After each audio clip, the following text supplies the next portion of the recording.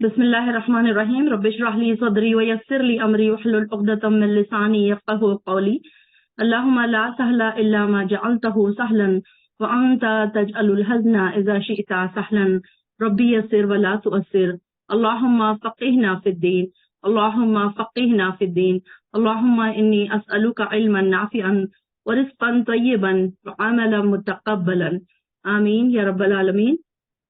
चलिए, हमारा सूरह बनी इसराइल के कुछ हमारे लाइंस बचे हुए हैं, इंशाल्लाह वो हम खत्म करके सूरतुल कहफ स्टार्ट करेंगे। चलिए फायजा स्टार्ट कीजिए सूरह बनी इसराइल का आखिरी हिस्सा जी। औज़ुबिल्लाहि मिनश शैतानिर रजीम। आयत नंबर से स्टार्ट कीजिए। आयत नंबर 101 से।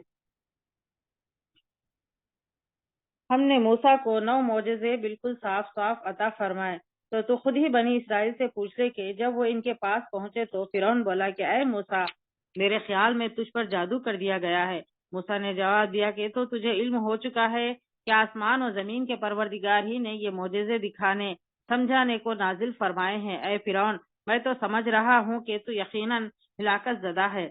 आखिर फिरौन ने पुख्ता इरादा कर लिया कि इन्हीं जमीन से ही उखड़ दे, तो हमने खुद इसे और इसके तमाम साथियों को गर्क कर दिया। इसके बाद हमने बनी इसराइल से फरमा दिया कि इस सरजमीन पर तुम रहो सहो। हाँ, जब वो आखिरत का वादा आएगा हम तुम सबको समेट कर ले आएंगे। और हमने इस कुरान को हक के साथ उतारा और ये भी हक के साथ उतरा। हमने आपको सिर्फ खुशखबरी सुनाने वाला और डराने वाला बनाकर भेजा है। और कुरान को हमने थोड़ा थोड़ा करके इसलिए उतारा है कि आप इसे ठहर ठहर कर लोगों को सुनाए, और हमने खुद भी इसे बतदरीज नाजिल फरमाया।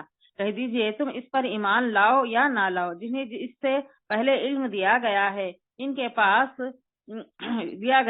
पास तो जब भी इसकी तिलावत की जाती है तो वो थोड़ियों के बल सजदे में गिर पड़ते हैं और कहते हैं कि हमारा रब पाक है, हमारा रब का वादा बिलाशुबा पूरा होकर ही रहने वाला है। और अपनी थोड़ियों के बल रोते हुए सजदे में गिर पड़ते हैं, और ये कुरान इनकी आजिज़ी और खुशू खुजू बढ़ा देता है। सिजदे क्या है। कह दीजिए कि अल्लाह को अल्लाह कहकर पुकारो या रहमान कहकर, जिस नाम से भी पुकारो तमाम नाम अच्छे ही इस है।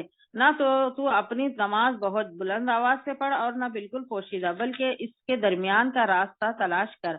और ये कह दीजिए कि तमाम तारीफें अल्लाह ही के लिए है, जो ना औलाद रखता है, ना अपनी बादशाहियत में किसी को शरीक व साझी रखता है, ना वो कमजोर है कि कोई इसकी हिमायत ही हो, और तो इसकी पूरी पूरी बड़ाई बयान करता है।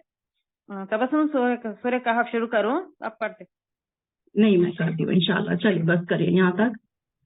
बिस्मिल्लाहिर्रहमानिर्रहीम। शुरू करती हूँ अल्लाह के नाम से जो बड़ा मेहरबान निहायत रहम करने वाला है। सूरतुल कहफ इंशाअल्लाह लाज़िम आज पढ़ने जा रहे हैं बिज़निल्लाह ताला। अल्लाह ताला हमको इसकी समझ गौर व फिक्र करने की तौफीक अता फरमाए। अल्लाह ताला ने इस सूरह में जो असबाक हमारे लिए उतारे हैं वो हमें पढ़ने की और समझने की तौफीक अता फरमाए। तो सबसे पहले सूरतुल कहफ की हम फजीलत देख लेते हैं। ये सूरतुल कहफ पढ़ने से, जैसे कि हम सब जानते हैं, आजकल सोशल मीडिया का भी दौर है, इससे भी हमें पता चलता रहता है। हर ग्रुप्स में जो भी बहनें हमारे कोई ना कोई इस्लामिक ग्रुप्स में होती हैं, तो वहां पर ये रिमाइंडर जरूर लगाया जाता है कि सूरह कहफ फ्राइडे को सूरह कहफ पढ़ना है, उसकी फजीलत क्या है। और उसकी फजीलत में सबसे बड़ी फजीलत क्या है कि 2 जुमाओं के बीच में, यानी कि 8 दिन, ये जुमा से लेकर अगले जुमा तक एक नूर उस इंसान के लिए रख दिया जाता है जो सूरह कहफ पढ़ेगा। तो ये नूर का क्या मतलब है? अब हम आम जबान में हम नहीं समझ सकते कि नूर से क्या मतलब है। नूर का मतलब ये है कि हिदायत का नूर, यानी कि हमको अल्लाह ताला हिदायत देते रहते हैं नेकी के कामों की तरफ, अच्छे कामों की तरफ हिदायत हमें मिलती रहती है, और हम उसको समझ नहीं पाते कि हमारे साथ कब हुआ, कैसे हुआ, इसका हमको अंदाजा नहीं होता। तो नूर का क्या मतलब है कि अल्लाह ताला की तरफ से नेकियों की तरफ हिदायत। नूर का मतलब हिदायत।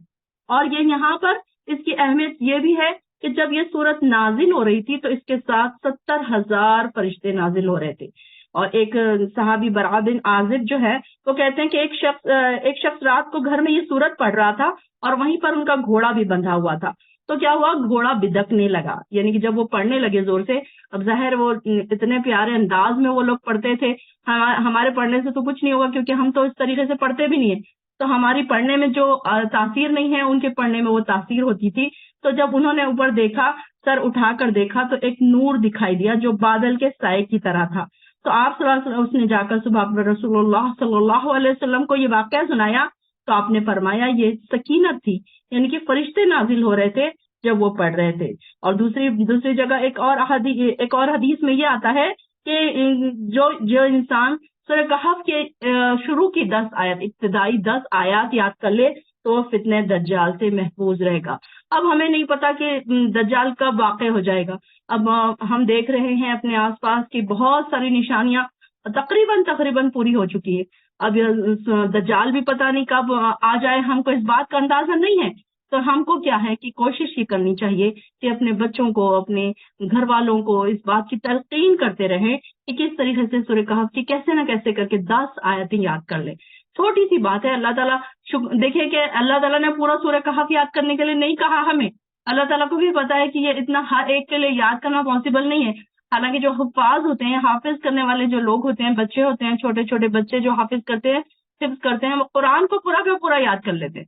لیکن ہم کو اگر کہا جائے گا کہ صرف سورہ کہف یاد کرو تو ہر انسان، تو میں سمجھتی ہوں کہ فرائیڈے کے دن پورے پڑھنے کو ہی تھوڑے لوگ الکسی کرتے ہوں گے کہ نہیں یہ بہت بڑا ہے، آدھا پڑھ لوں کیا، 10 آیت پڑھ لوں کیا۔ تھوڑے لوگ ایسا ہی سوچتے ہیں کہ اس کو ہم کیسے شارٹ کر لیں۔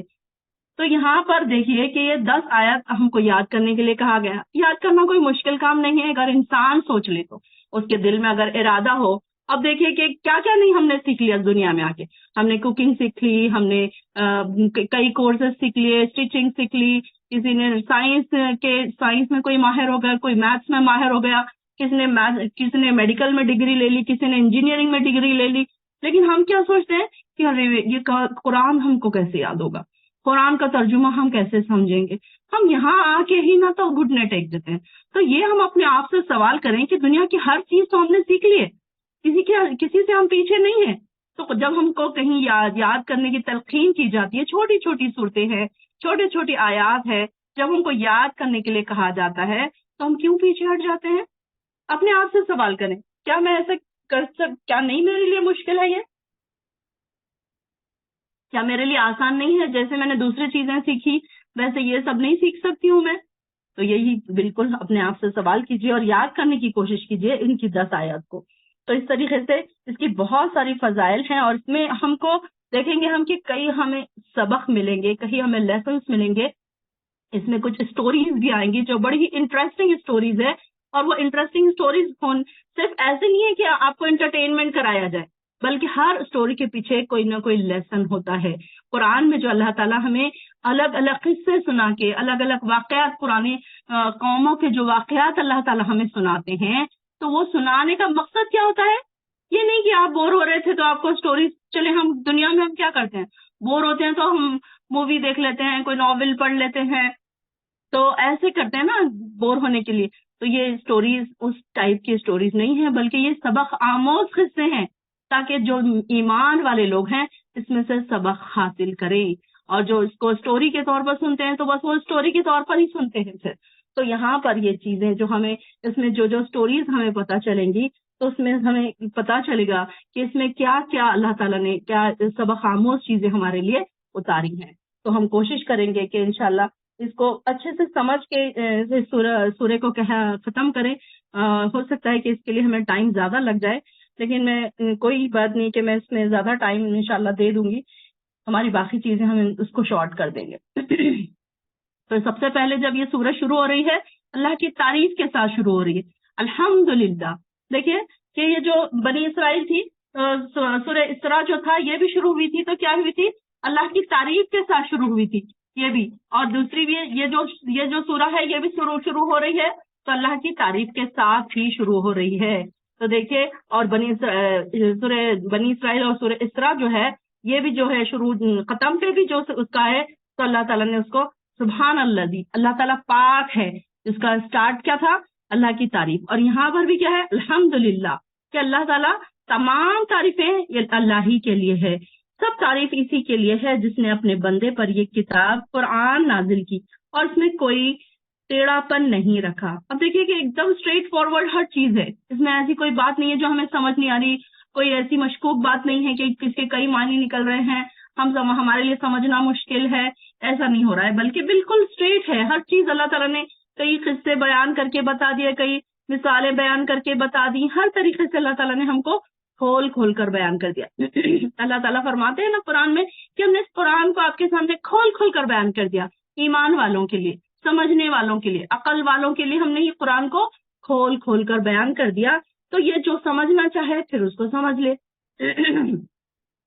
تو یہاں پر یہ اللہ تعالیٰ فرما رہے ہیں کہ اس قرآن کو ہم نے کھول کھول کر بیان کر دیا، اس میں کوئی ٹیڑھا پن نہیں ہے، کوئی ایسی چیز نہیں ہے جو آپ کو سمجھ نہ آئے۔ یہ سیدھا راستہ بتانے والی کتاب ہے تاکہ لوگوں کو اس کے سخت عذاب سے ڈرایا جائے، اور ان ایمانداروں کو نیک عمل کرتے ہیں اور جو نیک عمل کرتے ہیں، اور ان کو یہ بشارت دے دیجئے کہ ان کے لیے بہت اچھا اجر ہے۔ یہ یبشر المؤمنین الذین یعملون الصالحات، ایسا نہیں ہے کہ ہر مومن کے لیے بس خوشخبری ہے، ان کے لیے ایک اور شرط کیا لگائی ہے، ایمان ہونے کے بعد عمل صالح بھی چاہیے، بغیر عمل صالح کے ان کے لیے کوئی خوشخبری نہیں ہے۔ کوئی انسان مسلمان گھر میں پیدا ہو گیا، اس کے لیے صرف پیدا ہونا کافی نہیں ہے، بلکہ اس کو اعمال صالح کرنے کی بھی ضرورت ہے۔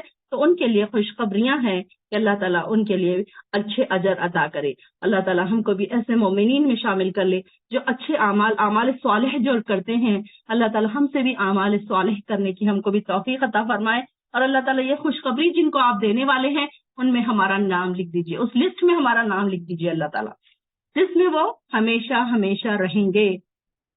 اور ان لوگوں کو ڈرائیے جو کہتے ہیں کہ اللہ نے کسی کو بیٹا بنا لیا ہے، اس بات کا نہ انہیں خود کچھ علم ہے نہ ان کے باپ دادا کو تھا، بہت ہی سخت بات ہے جو ان کے منہ سے نکلتی ہے۔ یعنی کہ کتنی بری بات، وہ اللہ کے اوپر ایک تہمت لگاتے ہیں کہ اللہ کو اولاد کی کیا ضرورت ہے، اولاد کی ضرورت تو اس انسان کو ہوتی ہے کہ جو بڑھاپے میں جا کر پھر اب مجبور ہو جاتا ہے کھانے اور پینے اور چلنے اور پھرنے کے لیے، اپنی جائیداد کو سنبھالنے کے لیے، تو ایک انسان کو اولاد کی ضرورت اس وقت پیش آتی ہے۔ لیکن اللہ تو وحدہ لا شریک ہے، وہ تو ہر چیز کو سنبھالنے والا ہے، ہر چیز کو پیدا کرنے والا اور ختم کرنے والا ہے، حی اور قیوم ہے، تو اس کو اولاد کی کیا ضرورت ہے۔ تو یہ لوگ کیا کرتے ہیں، ان کے اللہ کا بیٹا بناتے ہیں، اور اس بات کا انہیں خود کچھ علم نہیں، نہ ان کے باپ دادا کو تھا۔ بہت ہی سخت بات ہے جو ان کے منہوں سے نکلتی ہے، جو وہ کہتے ہیں سراسر جھوٹ ہے۔ آپ شاید ان کافروں کے پیچھے اپنے آپ کو ہلاک کر ڈالے اس غم سے کہ یہ لوگ اس قرآن پر کیوں ایمان نہیں لاتے۔ اب جو کفار مکہ تھے جو ایمان نہیں لاتے تھے، تو آپ صلی اللہ علیہ وسلم بڑے دکھی ہوتے تھے اس بات سے کہ میں ان کو اتنی پیار سے سمجھا رہا ہوں، بلا رہا ہوں دین پر، لیکن یہ آ ہی نہیں رہے۔ ہمارے ساتھ بھی اکثر یہ ہوتا ہے نا کہ ہمارے کچھ ریلیٹیوز ہوتے ہیں، کچھ ہمارے دوست ہوتے ہیں، کچھ ہمارے فرینڈز ایسے ہوتے ہیں جنہیں ہم بہت پسند کرتے ہیں، لیکن اس کے باوجود بھی کیا ہوتا ہے کہ وہ آنے کے لیے تیار نہیں ہوتے، اس طرف آنا نہیں چاہتے، کہ ان کے پاس دنیا کی مصروفیات اتنی زیادہ ہوتی ہے کہ وہ اس طرف آنا نہیں چاہتے، یا پھر اللہ تعالیٰ نے ان کے دلوں میں شوق نہیں پیدا کیا، یا کچھ ایسے ریزنس وہ اپنے بتاتے ہیں جو ایک دم لیم ایکسکیوزز ہیں۔ تو ہم تو دیکھیے کہ ہر گروپ میں ڈالا جاتا ہے، لنک پوسٹ کیا جاتا ہے، لیکن کئی لوگ دیکھتے ہیں فوراً جوائن کر لیتے ہیں، کئی لوگ دیکھتے ہیں اور اس کو نظر انداز کر دیتے ہیں۔ تو یہاں پر بھی وہی بتایا جا رہا ہے کہ کیا کریں، یہ لوگوں کو بھی آپ صلی اللہ علیہ وسلم اتنا بلاتے تھے لیکن یہ کیا ہوتے تھے، آتے ہی نہیں تھے۔ تو آپ صلی اللہ علیہ وسلم بڑے غمگین ہوتے تھے ان کے پیچھے۔ تو اللہ تعالیٰ ان کو کہہ رہے ہیں کہ آپ ان کے پیچھے اپنے آپ کو ہلاک ہی نہ کر ڈالیں۔ اور یہ لوگ اس قرآن پر ایمان کیوں نہیں لاتے؟ جو کچھ زمین میں موجود ہے اسے ہم نے اس کی زینت بنا دیا تاکہ ہم انہیں آزمائیں کہ ان میں سے کون اچھے عمل کرتا ہے۔ جو کچھ زمین پر ہے ہم اسے ایک چٹیل میدان بنا دینے والے ہیں، یعنی کہ قیامت کے دن کیا ہوگا کہ ساری زمین جو ہے چٹیل میدان کی طرح بن جائے گی، جیسے کہ ہم نے 30 پارے میں پڑھا ہے کہ سارے پہاڑ اڑا دیے جائیں گے، درخت ہٹا دیے جائیں گے، درخت اڑ جائیں گے، ریزہ ریزہ ہو جائیں گے۔ اس طریقے سے ساری زمین کیا ہے، چٹیل میدان بن جائے گی۔ جو کچھ زمین پر ہے ہم اسے چٹیل میدان بنا دینے والے ہیں۔ کیا آپ یہ سمجھتے ہیں کہ غار والوں اور کتبے والوں کا جو عام معاملہ ہماری نشانیوں میں سے ہے وہ بڑی عجیب نشانی ہے۔ غار والوں کی، اب یہاں پر دیکھیے جو غار والے جو نوجوان تھے ان کی یہاں سے سٹوری شروع ہو رہی ہے۔ اب ہم کو یہ دیکھنا ہے کہ اس میں ہمیں سبق کیا ملتا ہے کہ جب ان نوجوانوں نے غار میں پناہ لی تو کہنے لگے، اے ہمارے پروردگار، اپنی جناب سے، یعنی کہ اپنی رحمت، ہمیں اپنی جناب سے رحمت عطا کر اور اس معاملے میں ہماری رہنمائی فرما۔ ربنا آتینا من لدنک رحمہ وہیئ لنا من امرنا رشدا۔ اس آیت کو انڈر لائن کیجئے، دعا ہے، بہت پیاری دعا ہے کہ اللہ تعالیٰ اس میں کیا، اللہ سے کیا دعا مانگی جا رہی ہے کہ اللہ تعالیٰ اپنی رحمت سے ہمیں ڈھانپ لے اور ہماری رہنمائی فرما، فتنوں کے اس دور میں ہماری رہنمائی فرما۔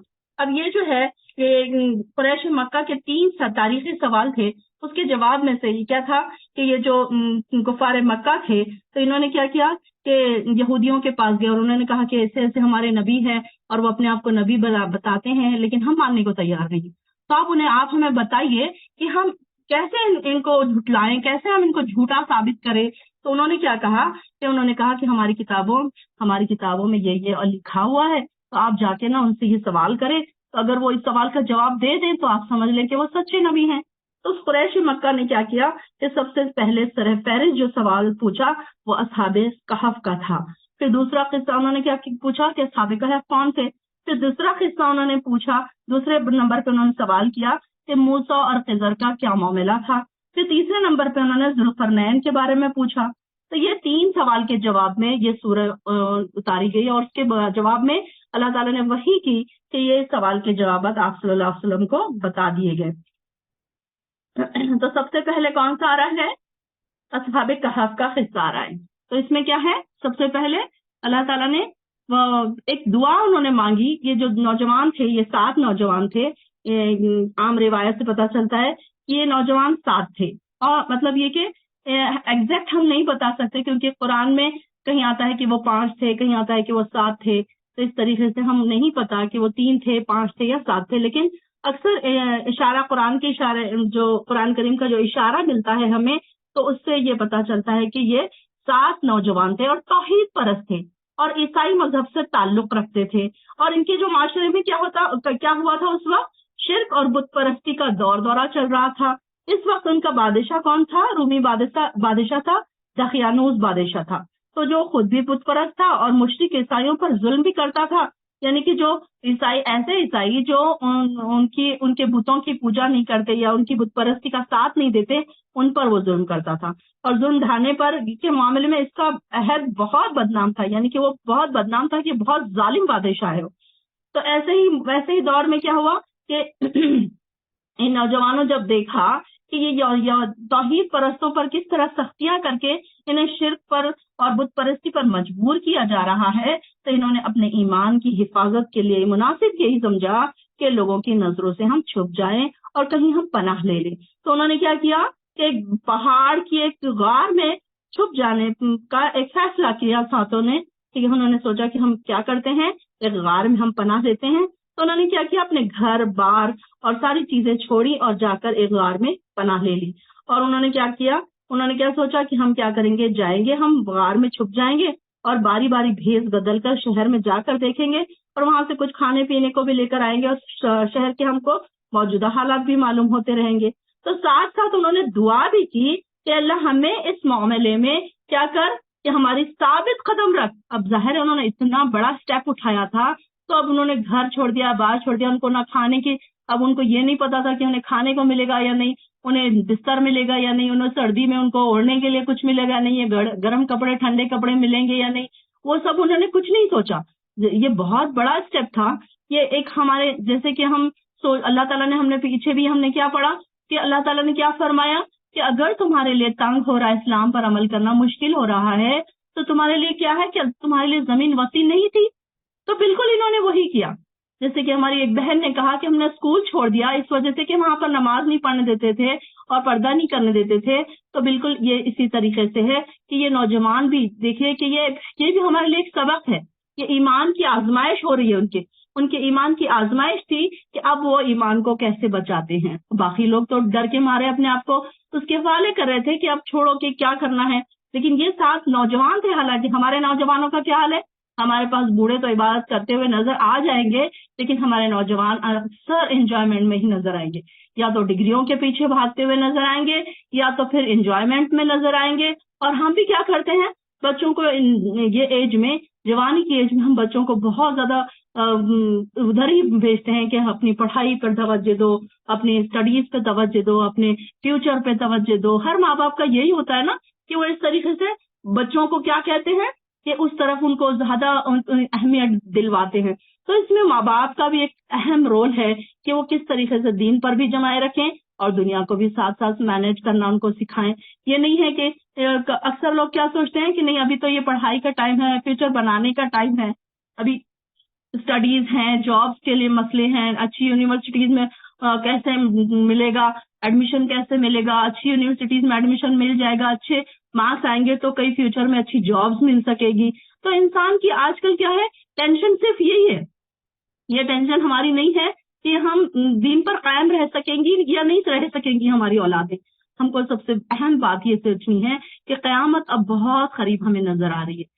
اب دجال بھی نکلنے والا ہے, اور پھر باقی کے جو بڑی بڑی جو نشانیاں ہیں وہ آہستہ آہستہ پوری ہونے کے چانسز ہم دیکھ رہے ہیں اپنے آس پاس, کہ یہ ساری چیزیں ہمارے آس پاس بہت جلد ہونے والی ہیں ایسے لگ رہا ہے. تو ایسے حالات میں ہم کو کیا کرنا ہے, اپنی اولادوں کو دین سے بہت زیادہ جڑا کر رکھنے کی ضرورت ہے, اور یہ دعا ان کو بھی سکھائیے اور خود بھی کیجئے کہ ربنا آتنا من لدنک رحمہ, کہ اللہ اپنے پاس سے ہم کو اپنی رحمت نصیب فرما, وہیئ لنا من امرنا رشدا, اور اپنے ہمارے لیے ہمارے ہر معاملے میں ہماری رہنمائی فرما. اگر اللہ تعالیٰ کی رہنمائی ہمارے ساتھ ہوگی تو انشاءاللہ العظیم ہم کو دنیا میں ہم ایسا نہیں ہے کہ ہم دین کی طرف جائیں گے تو دنیا ہماری پیچھے رہ جائے گی, دنیا میں ہمیں بھوکوں مرنا پڑے گا, ایسا بالکل نہیں ہوگا, بلکہ دونوں ہی اللہ تعالیٰ ہمیں عطا کرے گا. جب ہم اللہ تعالیٰ کے لیے کوئی چیز چھوڑتے ہیں تو اللہ تعالیٰ اس سے زیادہ ہمیں وہ چیز عطا فرماتا ہے. جیسے کہ ہماری بہن نے کہا کہ انہوں نے وہ جاب چھوڑ دی, تو ایسا تو نہیں ہوا کہ انہوں نے وہ جاب چھوڑی دین کی خاطر تو ان کو کوئی جاب ہی نہیں ملی, ان کو اس سے اچھی کوئی جاب مل گئی ہوگی. تو اس طریقے سے جو انسان اللہ کے لیے کچھ چھوڑتا ہے, کچھ سیکریفائس کرتا ہے, تو اس کو اللہ تعالیٰ پھر بہت اپنے پاس سے بہت زیادہ عطا فرماتا ہے. تو پھر وہاں پر اللہ تعالیٰ نے ان کے لیے یہ دعا بھی رکھی, اور یہ 10 آیتیں جو ہم کو یاد کرنی ہے, اس میں ایک پیاری سی دعا بھی ہے, اس کو انڈر لائن کر لیجئے اور انشاءاللہ العظیم اس کو یاد بھی کر لیجئے. پھر اللہ تعالیٰ فرما رہے ہیں کہ تو ہم نے انہیں اس غار میں تھپکی دے کر کئی سال تک سلا دیا, پھر ہم نے انہیں اٹھایا تاکہ معلوم کریں کہ اس میں سے 2 فریق میں سے کون اپنی مدت قیام کا ٹھیک حساب رکھتا ہے. یعنی کہ اب ان سے اللہ تعالیٰ نے ان کو کافی سال سلا دیا. کئی سال سلانے کے بعد اللہ تعالیٰ چاہ رہے تھے کہ اب دیکھیں کہ ان کو کیا پتا چلتا ہے. اب انسان جب سوتا ہے نا بہت زیادہ گہری نیند, اس کو نہیں اندازہ ہوتا کہ وہ کتنا سویا ہے. اکثر ہم جب بہت زیادہ تھکے ہوتے ہیں, کئی سفر سے آئے ہوتے ہیں, تو ہم تھک کر جب سو جاتے ہیں اور ہم جب آنکھ ہماری کھلتی ہے تو ہمیں یہ نہیں ریئلائز ہو رہا ہوتا ہے کہ یہ رات ہے یا دن ہے, کہ دن کے 6 بج رہے ہیں یا رات کے 6 بج رہے ہیں, ہم یہ کہاں پر ہے. مطلب نیند کی اتنی زیادہ ہم پر اتاری ہوتی ہے کیفیت بے ہوشی کی یا اس طریقے کی, تو ہم نہیں سمجھ پاتے کہ یہ ہمارے ساتھ کیا, کون سا وقت ہے, کیا وقت ہے. تو اللہ تعالیٰ نے کہا, اللہ تعالیٰ نے اندازہ لگانا چاہا کہ ہم پتا کریں کہ ان کا مدت کا اندازہ ان کو ہے بھی یا نہیں ہے. ہم آپ کو ان کا بالکل سچا واقعہ بتاتے ہیں. وہ چند نوجوان تھے جو اپنے پروردگار پر ایمان لائے تھے اور ہم نے انہیں مزید رہنمائی بخشی. دیکھیے جو ایمان لاتے ہیں, اس سے ہمیں کیا پتہ چل رہا ہے کہ جو ایمان لاتے ہیں اللہ تعالیٰ کے لیے دوڑ دوڑ کر, تو ان کو پھر اللہ تعالیٰ رہنمائی بھی بخشتا ہے. ایسا نہیں ہے کہ ہم اللہ کے طرف ہم دوڑ کے نہیں آئیں گے اور ہم یہ سوچیں گے کہ اللہ تعالیٰ ہماری رہنمائی کرے. جیسے کہ اکثر ہماری بہنیں, جب میں ان کو قرآن کی طرف آنے کے لیے یا لفظی ترجمے کی طرف یا قرآن کی کلاسز جوائن کرنے کے لیے کہتی ہوں, تو وہ کہتے ہیں آپ میرے لیے دعا کریں. تو دعا تو میری جب قبول ہوگی جب وہ خود بھی ایک قدم بڑھائیں گے. جب وہ دنیا کو چھوڑ کر آنا ہی نہیں چاہتے, دنیا کی مصروفیات میں اپنے آپ کو اتنا انہوں نے کھپا کر رکھا ہے, تو پھر وہ یہاں پر کیسے آئیں گے؟ پھر اللہ تعالیٰ ان کی کیسی رہنمائی کرے گا؟ اللہ تعالیٰ تو ان کی رہنمائی کرتا ہے جو دوڑ دوڑ کر آتے ہیں, جو فاستبقوا الخیرات ہیں. میں دیکھتی ہوں کہ کچھ بہنیں یہاں پر ایسی ہیں کہ جو 10 منٹ پہلے ہی جوائن کر لیتی ہیں, حالانکہ ان کو پتا ہے کہ ابھی 10 منٹ ہے, 15 منٹ ہے کلاس شروع ہونے میں, لیکن ماشاءاللہ سے ان کے شوق جو مجھے نظر آتے ہیں اس سے یہ پتا چلتا ہے کہ وہ کیسے وقت سے پہلے جوائن کر کے بیٹھی ہوتی ہیں.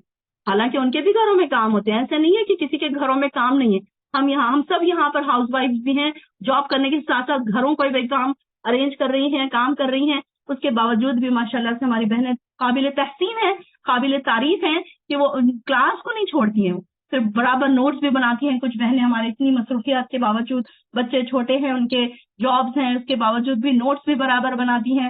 تو پھر ایسے ہی تو اللہ تعالیٰ ان کی رہنمائی نہیں کرتا نا. اللہ تعالیٰ رہنمائی کرتا ہے, کس کی رہنمائی کرتا ہے؟ وہ دیکھتا ہے کہ میرے طرف دوڑ دوڑ کا کون آ رہا ہے.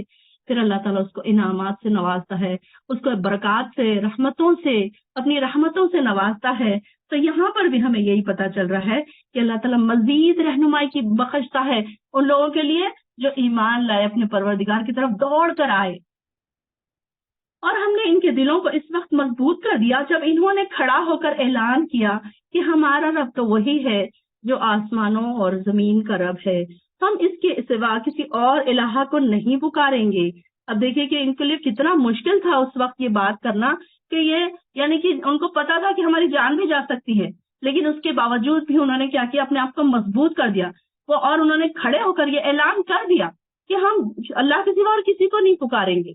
اگر ہم ایسا کریں گے تو ایک بڑی ہی بے عقلی کی بات ہوگی۔ پھر آپس میں کہنے لگے کہ ہماری قوم کے لوگ جنہوں نے اللہ کے سوا دوسروں کو الہ بنا رکھا ہے تو پھر یہ ان کے الہ ہونے پر کوئی واضح دلیل کیوں نہیں لاتے؟ بھلا اس شخص سے بڑا ظالم کون ہو سکتا ہے جو اللہ پر تہمت لگائے؟ اور اب جب کہ تم لوگوں نے اپنی قوم کے لوگوں سے اور ان کے معبودوں سے جنہیں یہ لوگ پوجتے ہیں کنارہ کر ہی لیا ہے، تو آؤ اس غار میں پناہ لے لو، تمہارا پروردگار تم پر اپنی رحمت وسیع کرے گا اور تمہارے معاملے میں آسانی پیدا کر دے گا۔ اب یہ کیا ان میں سے ان لوگوں نے یہ ڈیسائیڈ کیا کہ چلو اب ہم نے یہ ڈیسائیڈ کر ہی لیا ہے کہ اب ہم ان سے کنارہ کش کرتے ہیں، ان کے معبودوں کو نہیں پوچھتے ہیں، تو ہم بھی کیا کریں گے، چلو ہم ایک غار میں ہم پناہ لے لیتے ہیں۔ پھر اللہ تعالیٰ خود ہی ہماری اپنی رحمت بھی وسیع کرے گا اور ہماری رہنمائی بھی کرے گا، آسانی بھی کرے گا ہمارے معاملے میں۔ یہاں پر دیکھیے جس زمانے میں ان توحید پرست نوجوانوں نے غار میں پناہ لی تھی نا، تو اس وقت شہر اسپرس تھا اس شہر کا نام، جس کے یہ باشندے تھے۔ تو یہاں پہ ایشیا کوچک میں جو بت پرستی اور جادوگری کا سب سے بڑا مرکز جو تھا، وہاں ڈائنا دیوی کا ایک عظیم الشان مندر تھا، جس کی شہرت کیا تھی، تمام دنیا میں پھیلی ہوئی تھی، اور دور دور سے لوگ کیا ہوتے تھے، وہاں پر پوجا پاٹ کے لیے آتے تھے، اور وہاں کے جادوگر، عامل، فالگیر، تعویذ لکھنے والے دنیا بھر میں مشہور تھے، اور شام اور فلسطین اور مصر تک ان کا کاروبار چلتا تھا، اور اس کاروبار میں یہودیوں کا بھی خاصا حصہ تھا، اور جو اپنے فن کو سیدنا سلیمان علیہ السلام کی طرف منسوب کرتے تھے، یعنی کہ وہ بولتے تھے کہ یہ سب ہم نے جادوگری ہم نے کہاں سے سیکھی، سیدنا سلیمان علیہ السلام سے، اور یہ کیسے تھے، وہم پرست تھے۔ اس ماحول میں توحید پرستوں کا جو حال ہو رہا تھا، اس کا اندازہ اس فقرے سے لگایا جا سکتا ہے جو اگلے رکوع میں آ رہا ہے، کہ اگر انہیں ہم پر اختیار مل گیا تو وہ لوگ یا تو ہمیں سنسار کر دیں گے، یعنی کہ پتھر ماریں گے، پتھر مار کے ختم کر دیں گے، یا پھر ہمیں کسی بت پرستی اور شرک والے مذہب میں واپس جانے پر مجبور کر دیں گے۔ یعنی کہ کیسا کہ وہ لوگوں نے اتنا ان کا بول بالا ہو گیا تھا، اتنا ان کی وہ تھی ساری چیزیں کہ وہ سارے کے سارے کیا تھے کہ وہ لوگ اتنے زیادہ ہو گئے تھے وہ لوگ، اور یہ جو توحید پرست تھے وہ بالکل گنے چنے تھے، گنتی کے تھے وہ۔ تو یہاں پر دیکھیے آپ دیکھیں گے کہ جب سورج نکلتا ہے تو ان کے غار سے دائیں طرف سے ہٹا رہتا ہے، اور جب غروب ہوتا ہے تو بائیں طرف کترا کر غروب ہوتا ہے، اور وہ نوجوان اس غار کی وسیع جگہ میں لیٹے ہوئے تھے۔ یہ اللہ کی نشانیوں میں سے ایک نشانی ہے۔ اب یہ دیکھیے اللہ تعالیٰ نے جب ان کے اوپر صدیوں تک، سالوں تک ان کے اوپر نیند طاری کر دی، اور پھر دیکھو کہ ان کے غار کا جو منہ تھا شمال کی جانب تھا، اور دوسری طرف کچھ چھوٹے موٹے سوراخ بھی تھے، لیکن وہ اتنے چھوٹے تھے کہ اس میں سے آدمی نہیں گزر سکتا تھا۔ اس طرح غار میں ہوا کی آمد رفت بھی چلتی رہتی تھی، یعنی کہ ہوا آ رہی ہے جا رہی ہے، ظاہر ہے اب ان کو آکسیجن کی بھی ضرورت ہے، وہ وہاں پر سو رہے ہیں، تو اللہ تعالیٰ نے یہ سارے انتظام ان کے لیے خود ہی کر دیے تھے پہلے سے ہی، اور سورج کی روشنی اور دھوپ بھی اندر پہنچ جاتی تھی، اور کیونکہ یہ شمال کی جانب تھا لہٰذا دھوپ کی شدت سے یہ لوگ محفوظ رہتے تھے، یعنی کہ تیز دھوپ ان کے اوپر نہیں پہنچتی تھی بلکہ ہلکی سی دھوپ اس پر جاتی تھی اور پھر نکل جاتی تھی، اور سانس لینے کے لیے جس قدر تازہ آکسیجن کی ضرورت ہوتی تھی انہیں اتنی اللہ تعالیٰ مہیا کر رہا تھا، اور صحت کے لیے جتنی دھوپ ضرورت تھی وہ اتنے چھوٹے چھوٹے موٹے جو سوراخ تھے اس میں سے وہ پہنچ جاتی تھی۔ تو اللہ تعالیٰ نے کہا کہ یہ اللہ کی نشانیوں میں سے ایک نشانی ہے، جسے اللہ ہدایت دے وہی ہدایت پا سکتا ہے۔ بے شک ہم دیکھتے ہیں کہ اللہ تعالیٰ نے ہمیں ہدایت دی تو ہم کہیں جا کر قرآن کو سمجھنے کے لیے اب ہم جا کے ہیں، ہم کوئی 40 کے ہیں، کوئی 50 کے ہیں، کوئی 30 کے ہیں، اب نوجوان نسلیں تو ابھی بھی اس طرف آتی ہی نہیں ہیں، وہ اپنے موبائلوں میں اور اپنی دنیاوی چیزوں میں ایسی بزی ہیں کہ انہیں آپ بولیں گے بھی تو وہ نہیں آئیں گے، لیکن الحمدللہ جس کو اللہ تعالیٰ ہدایت دے وہ ہدایت پا لیتا ہے، اور وہ اپنے سارے کام چھوڑ کر پھر دوڑ کر اللہ کی طرف دوڑنے لگتا ہے، قرآن کی طرف دوڑنے لگتا ہے، قرآن کو سمجھنے کی کوشش کرتا ہے، جس کے دل اللہ تعالیٰ قرآن کے لیے کھول دیتے ہیں۔ دعائیں کیجیے اللہم انت اجعل القرآن रबिया क़ुलूबिना, इतनी भी दुआ आप कर लेना तो बस काफी है। अगर आपको पूरी दुआ ना भी याद हो तो ये दुआ कर ले कि अल्लाह इस कुरान को हमारे दिल की बहार बना दे।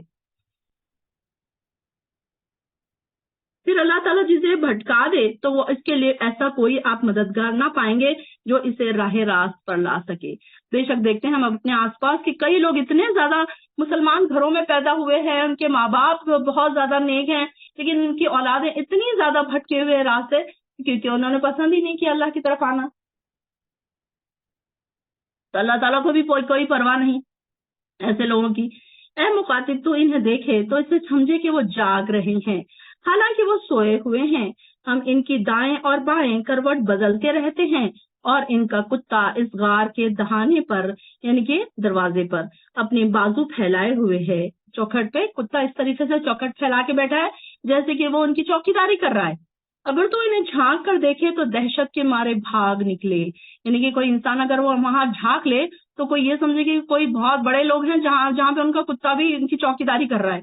अल्लाह ताला की हिफाजत देखिए कि कैसी है, ना उनके पास कोई हथियार है, ना उनके पास कुछ है, और अल्लाह की उनके पास ताकत इतनी है कि लोग अगर देखें भी तो डर के भाग जाएं।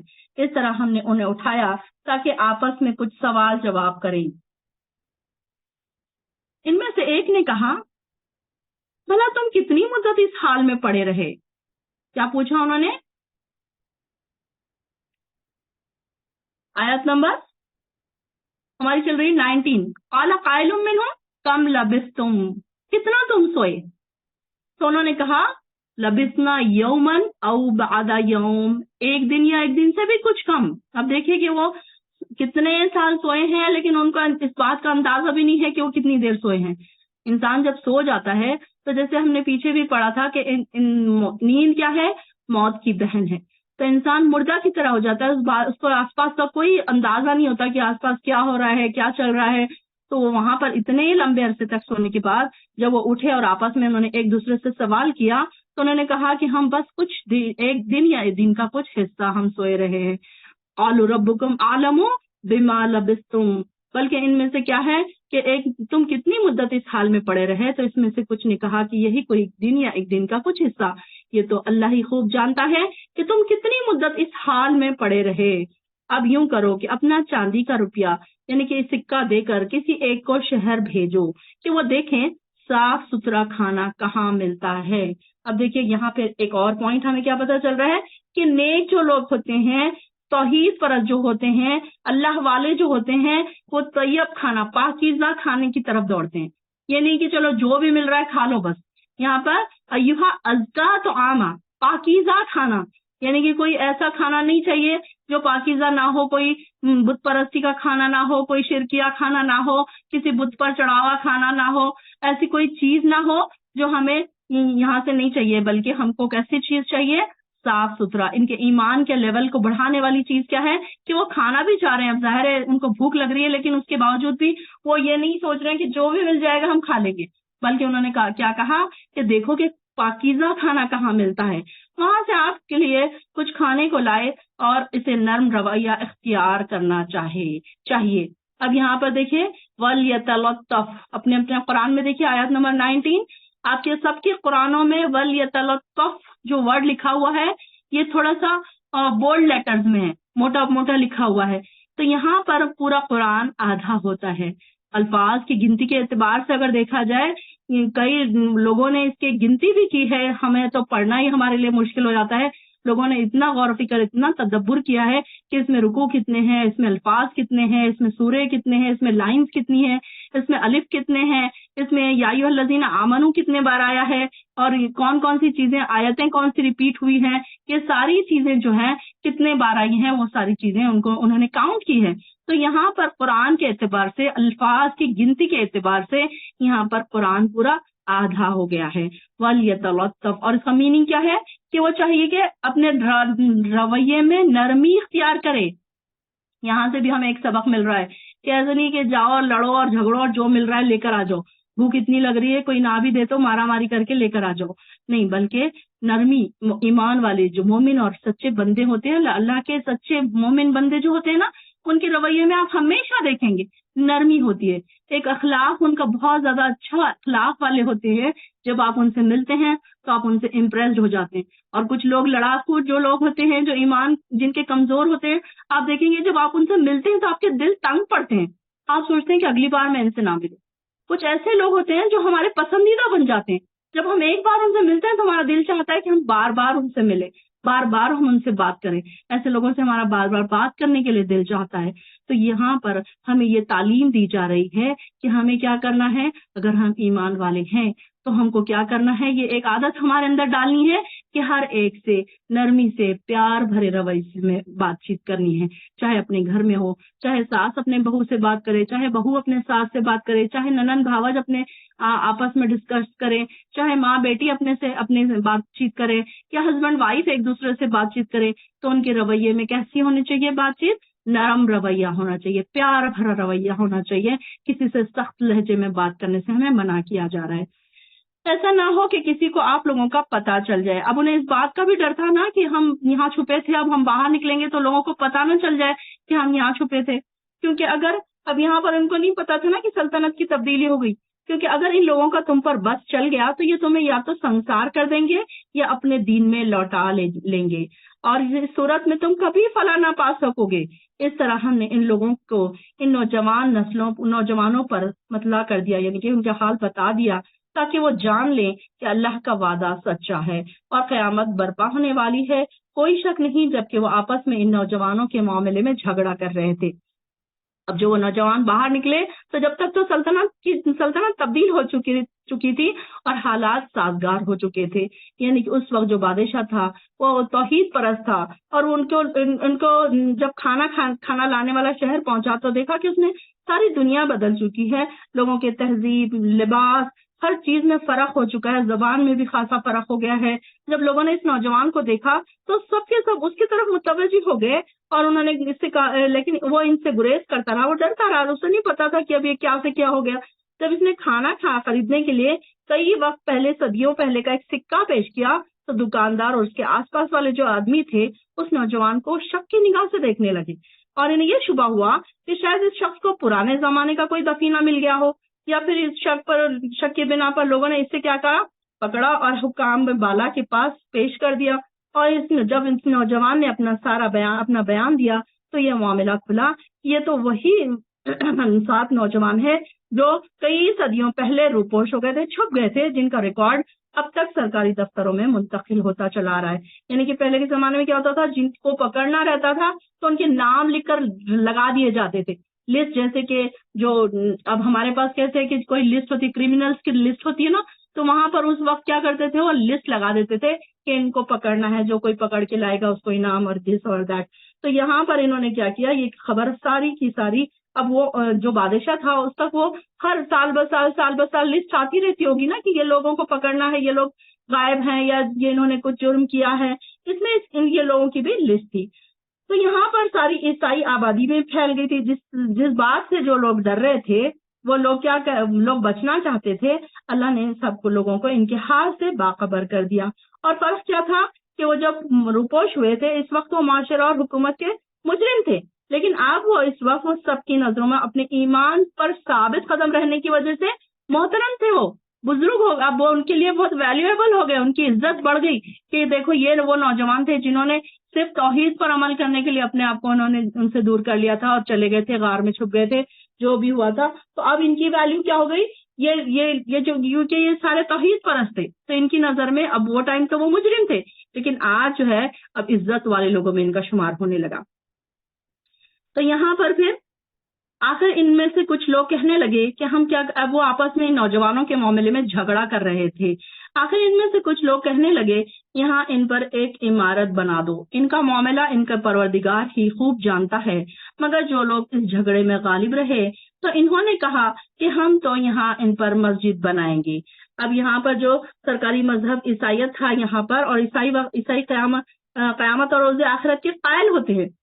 روز اب یہ قیامت کے متعلق عجیب قسم کی باتیں، عجیب قسم کی بحثیں چھڑی ہوئی تھی. کچھ بے دین جو قسم کے لوگ تھے تو وہ کیا کہہ رہے تھے کہ جیسا کہ ہر مذہب میں ایسے لوگ پائے جاتے ہیں، تو یہ یہاں پر بھی انہوں نے کیا کہا کہ اختلاف کر رہے تھے کہ یہ روحانی قسم کا ہوگا یا جسمانی قسم کا ہوگا ان کا اس مناظر پر بحث کر رہے تھے اور کوئی حتمی فیصلہ نہیں ہو پا رہا تھا. بادشاہ خود چاہتا تھا کہ اس اختلاف کا کوئی فیصلہ ہو جائے. انہی ایام میں یہ نوجوانوں کی دریافت کا مسئلہ بھی سامنے آ گیا، جس نے انسانی طور پر مطلب دوبارہ زندہ ہونے کا جو ثبوت، یہ اللہ تعالیٰ نے یہاں سے ان لوگوں کو یہ بھی ایک بات کا ثبوت دلایا کہ دیکھو ہم دوبارہ انسان کو زندہ کر سکتے ہیں. جب اللہ تعالیٰ اتنے سال کسی کو سلا کر دوبارہ نیند سے جگا سکتے ہیں، تو یہاں پر اللہ تعالیٰ کا بتانے کا مقصد یہ تھا کہ میں انسان کو دوبارہ مرنے کے بعد اٹھا بھی سکتا ہوں، زندہ بھی کر سکتا ہوں. تو یہاں پر اس وقت کچھ لوگ ایسے اس بات کو نہیں مانتے تھے کہ قیامت قائم ہوگی یا انسان دوبارہ اٹھے گا، تو یا انسان کا دوبارہ دوسری زندگی بھی ہوگی، جنت اور جہنم بھی ہوگا، فیصلہ بھی ہوگا. تو یہ بحثوں میں اکثر لوگ پڑے رہتے تھے. تو اللہ تعالیٰ نے ان کے لیے بھی یہ کھول دیا کہ دیکھو جب میں ان لوگوں کو سلا کر اتنے سال کے بعد اٹھا سکتا ہوں تو میں تم کو دوبارہ بھی پیدا کر سکتا ہوں. اب یہ اصحاب کہف سب لوگوں کی نظروں میں محترم ہو گئے، عزت والے ہو گئے، اولیاء اللہ سمجھے جانے لگے. لوگوں نے ان سے غار میں جا کر ملاقات کی، یا ان لوگوں نے غار سے نکل کر لوگوں کو سلام علیک کیا. کچھ اس طریقے کی باتیں ہوئی، لیکن تفصیل سے اس بات کا سارا کچھ نہیں پتا چلتا. کھانا لانے والا بھی غار میں واپس چلا گیا. اب اس نے آ کر بتایا کہ ہم اس طریقے سے آئے تھے، اور پھر جب وہ واپس چلے گیا تو پہلے کی طرح پھر لیٹ گئے وہ، اور پھر وہیں پر ان کی روح قبض ہو گئی اور روح پرواز ہو گئی. اور لوگوں نے یہ خیال کیا کہ اب یہ مقدس ہستیاں تھیں، لہٰذا اس غار پر کوئی یادگار عمارت بنائے یا پھر کوئی مسجد بنائے، یا پھر اختلاف ہوا کہ یادگار تعمیر کس قسم کی ہو.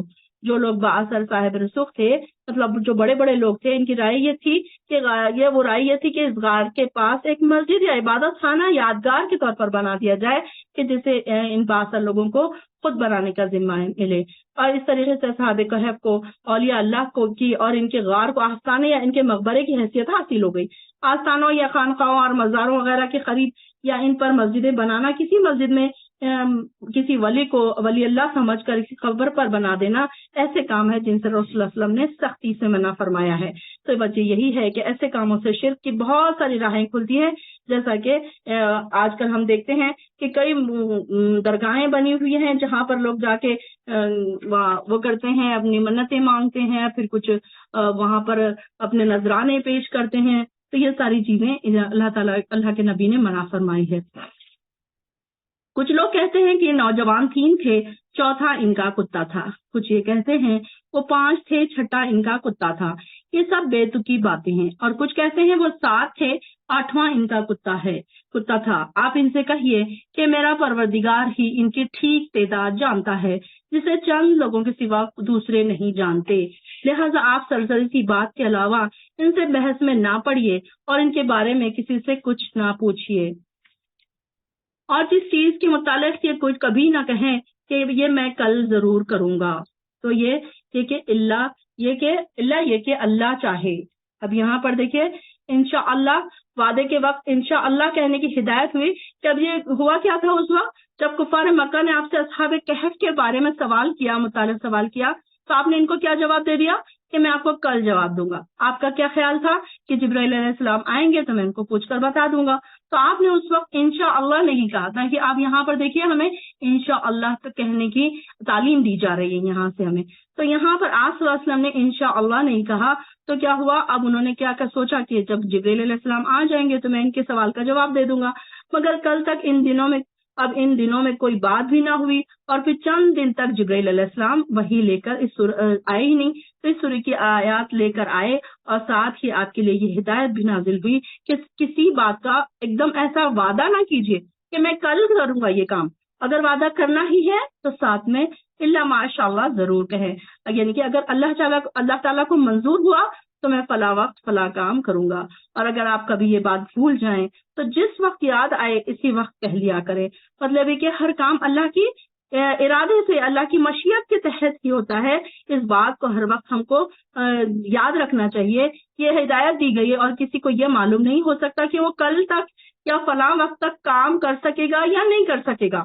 کسی کو غیب کا علم حاصل نہیں ہے، اور نہ کوئی اپنے آپ خود مختار ہے کہ کوئی انسان اتنا پکا بھروسہ کر لے کہ میں یہ کام کر سکتا ہوں. لہٰذا کوئی شخص پورے صدق دل سے، سچے دل سے، سچی نیت سے بھی کوئی وعدہ بھی نہ کرے، کوئی جب کرے تو انشاءاللہ ضرور کہے. ہم کو بھی اس بات کی یہاں پر تعلیم دی جا رہی ہے کہ ہم جب بات کہیں، کسی سے وعدہ کریں تو ہم انشاءاللہ ضرور کہیں. انشاءاللہ کو بطور ڈھال استعمال کرنا چاہیے کہ یعنی کہ اگر اللہ چاہے تو ہم یہ کریں گے. اور وہ نوجوان اپنے غار میں 300 سال ٹھہرے تھے. یہاں پر بھی انڈر لائن کر لیجیے اپنے اپنے قرآن میں. وَلَبِثُوا فِي كَهْفِهِمْ ثَلَاثَ مِئَةٍ سِنِينَ. ثلاثہ کس کو کہتے ہیں؟ 3. میاں کس کو کہتے ہیں؟ سال. میاں 100 اور سنین سال، 300 سال. یہاں پر وہ کتنے سال رہے؟ وَازْدَادُوا تِسْعًا اور 9 اس کے اوپر 9 300 سال ٹھہرے اور اس کے اوپر 9 سال اور زیادہ. اس طریقے سے ہمارے پاس پورے 309 ہم بولتے ہیں، لیکن عربک میں بولنے کا طریقہ یہ ہے 300 اور اس کے اوپر 9 ایئرس. اور آپ ان سے کہیے اللہ ہی بہتر جانتا ہے جتنی مدت وہ ٹھہرے رہے، اور اسی کو آسمانوں اور زمین کی پوشیدہ باتیں معلوم ہے. کیا وہ نہیں دیکھتے؟ کیا وہ نہیں دیکھتے؟ کیا ان سے کہیے کہ جتنی مدت وہ ٹھہرے رہے اس کو آسمانوں اور زمین کی پوشیدہ باتیں معلوم ہے. کیا وہ کیا ہی خوب دیکھنے اور سننے والا ہے. ان چیزوں کا اللہ کے سوا اور کوئی کارساز اور منتظم نہیں ہے. وہ اپنی حکومت میں کسی کو شریک نہیں کرتا. اے نبی، جو کچھ آپ کی طرف وحی کی گئی ہے آپ کے پروردگار کی کتاب میں، وہ انہیں پڑھ کر سنا دو. کوئی اس کے ارشادات کو بدلنے کا مجاز نہیں، اور اگر کوئی ایسا کام کرے تو آپ اللہ کے سوا اس کے لیے کوئی پناہ کی جگہ نہ پائیں گے. اور اپنے آپ کو ان لوگوں کے ساتھ ہی مطمئن رکھیے جو صبح اور شام اپنے پروردگار کو پکارتے ہیں اور آپ کی رضا چاہتے ہیں. آپ کی آنکھیں ان سے ہٹنے نہ پائیں کہ دنیاوی زندگی کی زینت چاہنے لگیں. نہ ہی آپ اب ایسے شخص کی باتیں مانیے جن کا دل ہم نے اپنے ذکر سے غافل کر دیا ہے، اور وہ اپنی خواہش پر چلتا ہے اور اس کا معاملہ حد سے بڑا ہوا ہے. یعنی کہ کافر اللہ سے دور رہنے والے لوگوں سے کیا کرنا ہے؟ کنارہ کش کرنا ہے، کہیں ایسا نہ ہو کہ وہ آپ کو بھی اس سے ہٹا دے. ایسے جو غافل لوگ ہیں جو اپنی خواہشوں کے پوجا کرتے ہیں، خواہشوں پر چلتے ہیں، تو ان کا معاملہ کیا ہے؟ حد سے بڑا ہوا ہے. آپ ان کی بات نہ مانیے، ان کے ساتھ بھی نہ رہیے، کیونکہ اللہ تعالیٰ نے ان کو کیا کیا؟ دنیاوی زینت میں، دنیاوی زندگی میں ہی ان کو اللہ تعالیٰ نے ان کو بزی کر دیا کہ وہ اس طرف آتے ہی نہیں. اور آپ ان سے کہیے حق تو وہ ہے جو تمہارے پروردگار کی طرف سے آ چکا ہے. اب جو چاہے اسے مان لے، جو چاہے اس کا انکار کر دے. ہم نے ظالموں کے لیے ایسی آگ تیار کر رکھی ہے جس کی جو قناتیں ہیں اسے گھیرے ہوئے ہیں، یعنی کہ اس کی جو بڑی بڑی آگ کی لپیٹیں ہیں وہ اس کو گھیرے ہوئے ہیں. اور اگر وہ پانی مانگے تو انہیں پینے کو جو پانی دیا جائے گا وہ پگھلے ہوئے تانبے کی طرح ہوگا، گرما، اور ان کے چہرے بھون ڈالے گا. اللہ اکبر، استغفر اللہ. اللہم لا تجعلنا منہم، اللہم لا تجعلنا منہم. اللہ اکبر. اتنی سخت عذابوں کا جب ذکر آتا ہے تو دل کانپ اٹھتا ہے کہ اللہ کیسے ہم تو ایک چھوٹا سا روٹی پکاتے وقت ہم چھوٹا سا ہمارے ہاتھوں میں اگر بھاپ لگ جائے تو ہم 4 دن تک تڑپتے رہتے ہیں اس بھاپ سے. یہ سوچئے کہ اللہ ہم تیری آگ پر ہم صبر نہیں کر پائیں گے. اللہ تو ہم کو اس آگ سے بچا لینا. اللہ بہت سخت عذاب ہے تیرے. اللہ تیرے بہت سخت عذاب ہے. کیسی تانبے کی طرح گرم اور چہرے کو بھون ڈالے گا یہ عذاب اللہ کا. اللہ تو رحم فرمانا. اور وہ پانی مانگیں گے تو وہاں پر ان کو پانی بھی کیا دیا جائے گا؟ کھولتا ہوا پانی دیا جائے گا، پگھلے ہوئے تانبے کی طرح. اللہ تو ہم کو دیکھیے یہاں پر ہماری عیش والی زندگی کیسی ہے کہ ہم کو ٹھنڈے پانی کے بغیر ہمارا گزارا نہیں ہوتا، ہمارے بچوں کا اور ہمارا. ہم نے ایسی زندگیوں کو ایسی آرام دہ اور ایسی آسائش والی زندگی بنا دی ہے کہ ہم کو ٹھنڈے پانی کے بغیر تو ہمارا چلتا ہی نہیں ہے کام. کیسا سخت عذاب ہوگا. کیسے ہم نے اپنے جسموں کو آرام دہ بنا کر رکھا ہے، عیش پسند بنا کر رکھا ہے. اللہ سے دعائیں کیجیے کہ اللہ ہم کو تو نے جیسے دنیا میں عیش پرستی عطا کی ہے، دنیا میں جیسے تو نے ہم کو آرام عطا کیا ہے، اللہ تعالیٰ قیامت کے بعد بھی تو جنتوں میں ہم کو ویسے ہی اس سے زیادہ آرام والی زندگی عطا فرمانا. اللہ تو رحم فرمانا. اللہ تم کو اللہ لا تجعلنا منہم، اللہ ہمیں ایسے لوگوں میں سے نہ بنا. اللہم اجرنا من النار. اللہ ہم کو اور ہمارے اہل و عیال کو، ہماری نسلوں کو اس آگ سے بچا لینا. جو لوگ ایمان لائے اور نیک عمل کرتے رہے یقیناً ہم ان کا اجر ضائع نہیں کرتے. جو اچھے کام کرتا ہے یہی لوگ ہیں جن کے لیے ہمیشہ رہنے والے باغات ہیں، جن کے نیچے نہریں بہ رہی ہیں، وہاں وہ سونے کے کنگنوں سے آراستہ کیے جائیں گے۔ سبحان اللہ۔ دیکھیں جیسے ہی ہمارے دل لرزنے لگے، ڈرنے لگے، خوف زدہ ہونے لگے، اللہ تعالیٰ نے ویسے ہی ہمارے دل کو اطمینان دینے والی آیت نازل کر دی کہ تم ڈرو نہیں ایمان والے بندو، میرے اے ایمان والے بندو تم ڈرو نہیں، تمہارے لیے تو میں نے نعمتوں والی زندگی تیار کر رکھی ہے۔ اللہم اجعلنا من، اللہ تو ہم کو ایسے لوگوں میں سے بنا دے جن کے لیے تو نے یہ انعام تیار کر رکھے، تو نے جو نعمتیں تیار کر رکھی ہے۔ اللہم اجعلنا منہم، اللہم انی اسألک الجنۃ الفردوس۔ وہاں وہ سونے کے کنگنوں سے آراستہ کیے جائیں گے اور باریک ریشم اور اطلس کے سبز کپڑے پہنیں گے، وہاں وہ اونچی اونچی مسندوں پر تکیے لگا کر بیٹھیں گے۔ یہ کیسا اچھا بدلہ اور کیسی اچھی آرام گاہ ہے۔ سبحان اللہ، سبحان اللہ، اللہم اجعلنا منہم۔ آپ ان سے ان دو آدمیوں کی مثال بیان کیجئے جن میں سے ایک کو ہم نے انگور کے 2 باغ عطا کیے تھے اور ان کے گرد کھجوروں کے درختوں کی باڑ لگائی تھی اور ان دونوں کے درمیان قابل کاشت زمین بنائی تھی۔ اب یہاں سے دیکھیے ایک دوسری سٹوری یہاں سے شروع ہو رہی ہے۔ یہاں پہ پھر ہمارے لیے ایک لیسن ہے۔ اب پہلی جو تھی ایمان کی آزمائش تھی، اب یہاں پر مال کی آزمائش کی مثال یہاں پر بیان کی جا رہی ہے کہ یہ کیا تھے، دو لوگ تھے جن کے انگور کے باغ تھے، کھجوروں کے اور انگور کے باغ تھے، اور کیا تھا، یہ دونوں باغ اپنا پھل پورا لائے اور بار آور ہونے میں کوئی کسر نہ چھوڑی۔ ان کے بیچوں بیچ ہم نے نہر جاری کر دی تھی جس سے ان درختوں کا پھل ملتا رہا۔ تو ایک دن وہ گفتگو کے دوران اپنے ساتھی سے کہنے لگا، میں تجھ سے زیادہ مالدار بھی ہوں اور زیادہ بھی ہوں، قوت میں بھی زیادہ، مطلب میرے کے گھر کے لوگ بھی میرے اولاد کے لحاظ سے، افرادی قوت کے لحاظ سے بھی میں زیادہ ہوں۔ یہی کہتے کہتے وہ اپنے باغ میں داخل ہوا، حالانکہ وہ اپنے آپ پر ظلم کر رہا تھا، اور کہنے لگا، میں تو نہیں سمجھتا یہ کہ باغ کبھی اجڑ بھی سکتا ہے، اور نہ ہی میں یہ گمان کرتا ہوں کہ قیامت کبھی قائم ہوگی، اور اگر مجھے اپنے رب کے یہاں پلٹا کر جایا بھی گیا تو میں یقیناً اس سے بہتر جگہ پاؤں گا۔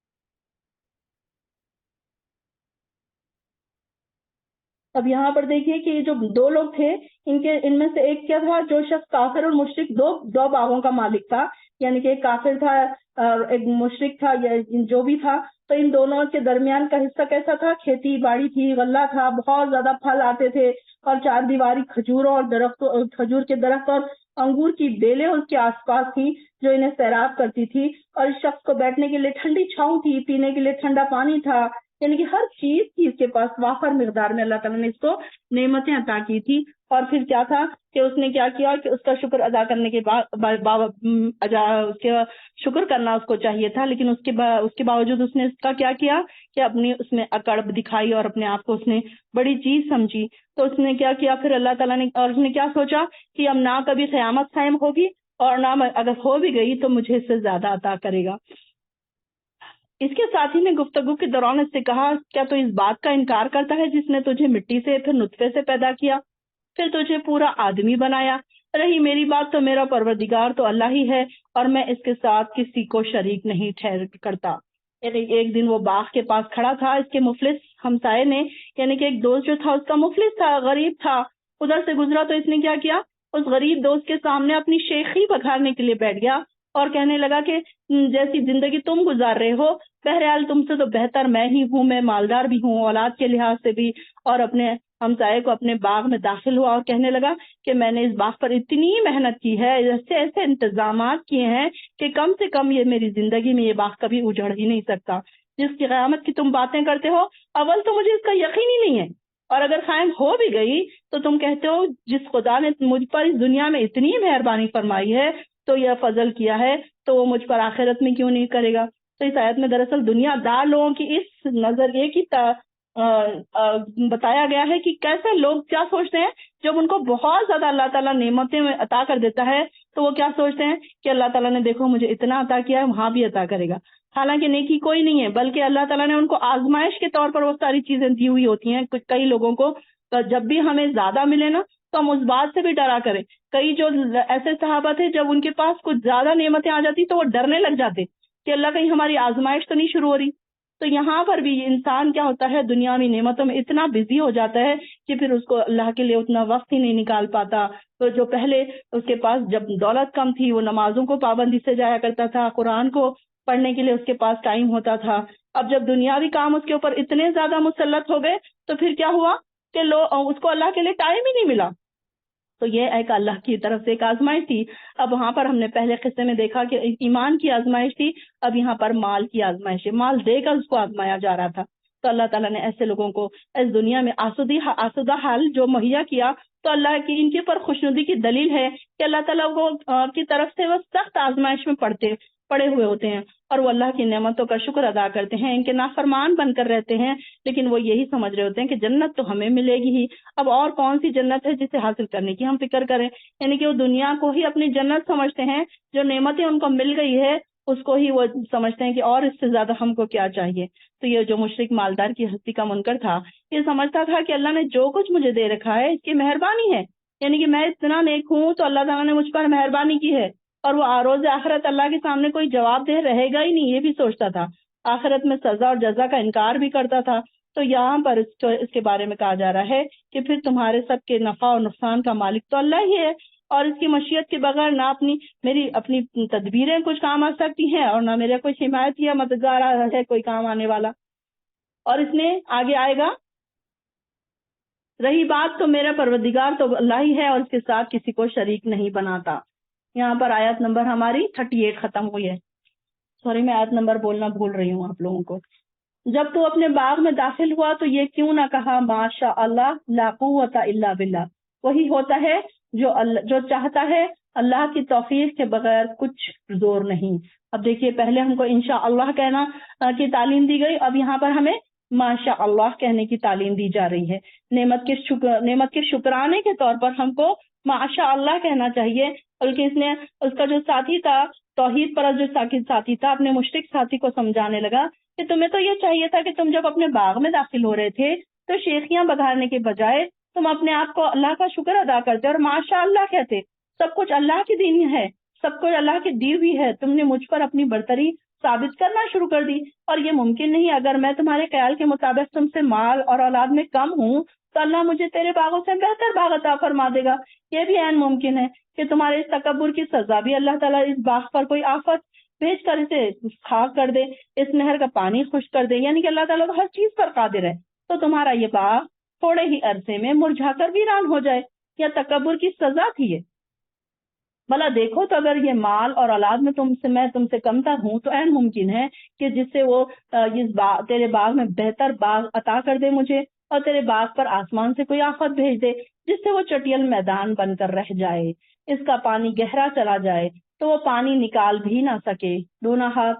اور پھر آخر ہوا یوں کہ باغ کے پکے ہوئے پھلوں کو عذاب نے آ گھیرا، اور جو کچھ وہ باغ پر خرچ کر چکا تھا اپنے دونوں ہاتھ ملتا رہ گیا. وہ باغ اپنی ٹٹیوں کے برگ گرا پڑا تھا. اب وہ کہنے لگا کاش میں نے اپنے پروردگار کے ساتھ کسی کو شریک نہ ٹھہرایا ہوتا. یعنی کہ تکبر کی سزا اس کو کیا ملی کہ اس کا اللہ تعالیٰ کو اس کے توحید پرست انسان کے منہ سے نکلے ہوئے کلمات اللہ تعالیٰ کو اتنے پسند آئے کہ اس کے منہ سے نکلی ہوئی فوراً بات پوری ہو گئی، اور مشرک کو اس کے تکبر کی غرور کی سزا مل گئی. جن درختوں کے پھلوں اور اپنی پیداوار کو دیکھ کر وہ اتنا خوش ہو رہا تھا، کفریہ کلمے بک رہا تھا، تو اس کے سارے باغ پر قہر الہی نازل ہوا اور اس نے زمین بوس کر دیا. اور جو فصلیں پک کر تیار تھی وہ نقصان ہے، اس کا فصل کا اتنا نقصان ہو گیا، جو کچھ اس نے باغ پر خرچ کر چکا تھا سب کچھ برباد ہو گیا. اور وہ کہنے لگا کاش میں اپنے پروردگار کو حقیقی معنوں میں اپنے پروردگار اور نفع نقصان کا مالک سمجھتا. اس کے کھڑے کھڑے آنکھوں سے اور آنکھوں کے سے دیکھتے دیکھتے اس کے باغ پر آفت نازل ہوئی، تو اس وقت وہ کچھ بھی اس کا بچاؤ نہ کر سکا اور سب کچھ تباہ و برباد ہو گیا. آخر یہ ہوا کہ باغ کے پکے ہوئے پھل کو عذاب نے آ گھیرا، وہ جو کچھ باغ پر خرچ کر چکا تھا اپنے دونوں ہاتھ ملتا رہ گیا. یہ تھی وہ مثال جو قریش مکہ کو سمجھانے کے لیے پیش کی جا رہی تھی، اور اس مثال سے یہ وارننگ دی جا رہی تھی کہ اگر آج ان کے پاس مال و دولت، عزت ہے، چودراہٹ ہے، امیری ہے، تو وہ دوسروں کو حقیر نہ سمجھے. کسی بھی وقت یہ فخر اور تکبر اللہ تعالیٰ چورا چور کر سکتا ہے، یہ نعمتیں چھین بھی سکتا ہے. یعنی کہ یہ ان کے لیے ایک اسٹوری، ہر اسٹوری کیا تھی، उन लोगों के लिए एक लेसन हुआ करती थी। अल्लाह के सिवा कोई जमात ऐसी नहीं थी जो इसकी मदद करती और खुद भी इस आफत का मुकाबला न कर सका। अब इसे मालूम हुआ कि मुकम्मल इख्तियार तो अल्लाह बरहक को है, वही अच्छा सवाब देने वाला और अंजाम बखैर दिखाने वाला है। और इनके लिए दुनिया की जिंदगी की ये मिसाल बयान कीजिए, जैसे हमने आसमान से पानी बरसाया जिससे जमीन की नबातात घनी हो गई, फिर वही नबातात ऐसा भुस बन गई जिसे हवाएं उड़ाए फिरती हैं। और अल्लाह हर चीज पर मुकम्मल इख्तियार रखता है। ये माल और बेटे तो महज दुनिया की जिंदगी की जीनत हैं, वरना आपके परवरदिगार के यहाँ बाकी रहने वाली नेकियां ही सवाब के लिहाज से बेहतर है और अच्छी उम्मीदें लगाने के लिहाज से भी। और जिस दिन हम पहाड़ों को चलाएंगे और आप जमीन को बिल्कुल चटियल और हमवार देखेंगे, हम लोगों को जमा करेंगे तो इनमें से किसी को भी बाकी नहीं छोड़ेंगे। अब ये जो ऊपर जो मिसाल बयान की गई है, तो जिंदगी के मराहल, दुनिया की जिंदगी की मिसाल बयान की गई है कि देखिए, अगर दुनिया में इंसान माल के पीछे अगर भागता रहे तो फिर क्या होगा कि वो अपनी दीन को वो खो देगा, अपनी आखिरत से वो बेखौफ हो जाएगा, अल्लाह की मुलाकात को वो भुलवा देगा और वो दुनिया में इतना मसरूफ हो जाएगा कमाने में। और अल्लाह ताला क्या कह रहे हैं कि अगर तुम जिंदगी भर कमाओ और अगर अल्लाह ताला चाहे उसको तो मिनटों में उसको तहस नहस कर सकता है। इस बात से हमें ये पता चल रहा है कि दुनिया की जो माल है ये भी इंसान के लिए एक आजमाइश है, कि किसी को बहुत ज्यादा माल का मिल जाना भी एक आजमाइश है, और उसके बाद मिलने के बाद कोई ईमान वाला बंदा हो तो फौरन शुक्र अदा करता है, अल्लाह के सामने गिड़गिड़ाता है, आजिज़ी और इंकिसारी करता है, अल्लाह की राह में खर्च करता है, तो फिर वो अल्लाह के नजदीक उसकी आजमाइश नहीं बल्कि उसके लिए इनाम वाली चीजें बन जाती हैं। वो आज हम क्या करते हैं, दुनियावी मफाद की खातिर दीन को छोड़े बैठे हैं। बस हम 5 नमाजों को ही बहुत वैल्यूएबल समझते हैं। हम समझते हैं कि हम 5 नमाजें पढ़ रहे हैं, हम बहुत नेक हैं, हम मुसलमान हैं, हम मोमिन हैं, हम पक्के मोमिन हैं, यही हमारा ख्याल है। ना हमारे पास कुरान की कोई गौर फिक्र है, ना तदब्बुर है, ना समझने का शौक है। हालांकि हमको अगर कोई कोर्स का पता चले तो हम दौड़ दौड़ कर कोर्स करने जाएं। जैसे ही 10th होती है तो हमारे बच्चों के अंदर शौक पैदा होते हैं कि हम ये कोर्स करें, वो कोर्स करें, इंजीनियरिंग करें, डॉक्टर जी करें, ये करें, वो करें। पेरेंट्स भी बड़े परेशान होते हैं कि अब हम अपने बच्चों को कौन से कोर्स में एडमिशन दिलाएं, बल्कि उनको ये होना चाहिए कि इसके साथ साथ दीन की कितनी तालीम में हमारे बच्चे पीछे हैं, इस बात का भी उनको ख्याल रखना चाहिए। फिर जैसे ही डिग्रियां खत्म होती है वैसे ही आजकल सबको जॉब की फिक्र लगी है, चाहे लड़की हो चाहे लड़का हो, हर इंसान सोचता है कि मुझे अच्छी जॉब मिल जाए, अच्छी सैलरी मिल जाए। तो ये सारी चीजों के पीछे भागते भागते भागते क्या होता है, एक दिन हमारा जाने का वक्त करीब आ जाता है। हम देखते हैं कि हमारी जिंदगी कितनी तेजी से हमारे हाथों से फिसल रही है। इसकी मिसाल बिल्कुल बर्फ की है। जैसे बर्फ अगर हम अपने हाथ में पकड़ें तो देखते हैं कि हम थोड़ी देर में वो पानी बनकर गुजर जाती है, खत्म हो जाती है बिल्कुल हमारी जिंदगी। अब हम देखते हैं, कभी गौर कीजिए अपनी जिंदगी पर कि हम पहले बच्चे थे, कितनी जल्दी हम बड़े हो गए, कितनी जल्दी हम जवान हो गए, कितनी जल्दी हम फिर 30s और 40s में चले गए, कि ऐसे लगता है भाई कि ये जब बहुत छोटी सी बात है, कल ही की बात है। लेकिन देखिए कि हमारी जिंदगी कितनी तेजी से गुजर रही है। और क्या एक हदीस में ये भी आता है कि कयामत के करीब साल महीनों की तरह गुजरेंगे और महीने हफ्तों की तरह और हफ्ते दिनों की तरह। तो हम देख रहे हैं कि हफ्ता तो यूं जाता है, महीना तो यूं जाता है, साल तो यूं खत्म होता है। और हमारे पास देखिए कि अपने हाथों में हमारे पास क्या है, कुछ भी नहीं है। हम कुछ नहीं कमा रहे हैं। सुबह उठते हैं, घर के काम करते हैं, उसको ही हम बहुत समझते हैं, थक जाते हैं, सो जाते हैं। फिर दूसरे दिन उठते हैं, फिर वही हमारा रूटीन है, घर के पकवान, साफ सफाई। अल्लाह के लिए हमने कौन सा टाइम स्पेंड किया, कितना हमने स्ट्रगल किया, कितना हमने अल्लाह के लिए अपने आप को थकाया, कभी हमने इस बारे में सोचा? नहीं, हमारे पास ये सोचने के लिए टाइम कहाँ है। हम इतना थकते जो है, अपने आप को थकाते जो है दुनियावी कामों के लिए। जो बहनें जॉब करती हैं वो जॉब के साथ साथ घरों को भी संभाल रही होती हैं, तो वो उनके लिए एक अलग स्ट्रगल होता है, एक दुश्वार गुजार घाटी होती है उनके लिए, कि वहां भी वो इतना थकती हैं, घर में भी आके इतना थकती हैं। अब इसके बाद वो कहाँ से तहज्जुद को उठे और कहाँ से फजर में उनकी आंख खुले। तो ये होता है कि इंसान दुनिया के पीछे इतना भाग रहा है आज के जमाने में, कि हर इंसान सोचता है कि मुझे दुनिया अच्छी मिल जाए, अच्छी स्टेटस वाली लाइफ मुझे मिल जाए, एक बंगला हो, अच्छा एक कार हो, मेरे बच्चे अच्छे अच्छे यूनिवर्सिटीज में, बाहर की कंट्रीज में, यूके, लंदन, यूएस में कहीं अच्छी जगह अपने बच्चों को भेज दूं, बस मैं मुतमईन हो जाऊं। تو جو ماں باپ اپنے بچوں کو دین پر لگا کے رکھتے ہیں تو وہ بڑے قابل تحسین ہیں کہ ان کے بچے وہاں کے کنٹریز میں پڑھنے کے باوجود دین پہ اپنے آپ کو جمائے رکھتے ہیں. تو یہ والدین بڑے ہی قابل تحسین ہیں. اور اگر نہیں تو پھر یہ سوچنے کی ضرورت ہے کہ ہم اللہ کے سامنے کھڑے ہوں گے تو کیا جواب دیں گے. اپنے بچوں کے بارے میں ہم سے سوال کیا جائے گا, اس سوال کا جواب پریپئر کر کے رکھیں, تیار کر کے رکھیں. جیسے کہ ایگزامز کے لیے ہم اپنے نوٹس بناتے ہیں نا, تیاری کرتے ہیں نا, 10th کے ایگزام ہے, 12th کے ایگزام ہے, گریجویشن کے ایگزام سے, تو ہم کیا کرتے ہیں, نوٹس بنا لیتے ہیں. اسی طریقے سے اپنے آنسرز ریڈی کر کے رکھیے کہ ہم اللہ کے پاس کیا جواب دیں گے. ہم بھی کہاں بزی تھے, ہماری اولادیں بھی کہاں بزی تھی, ہم نے دنیا میں اپنے آپ کو کتنا بزی رکھا, اللہ کے لیے ہم نے کتنا ٹائم نکالا.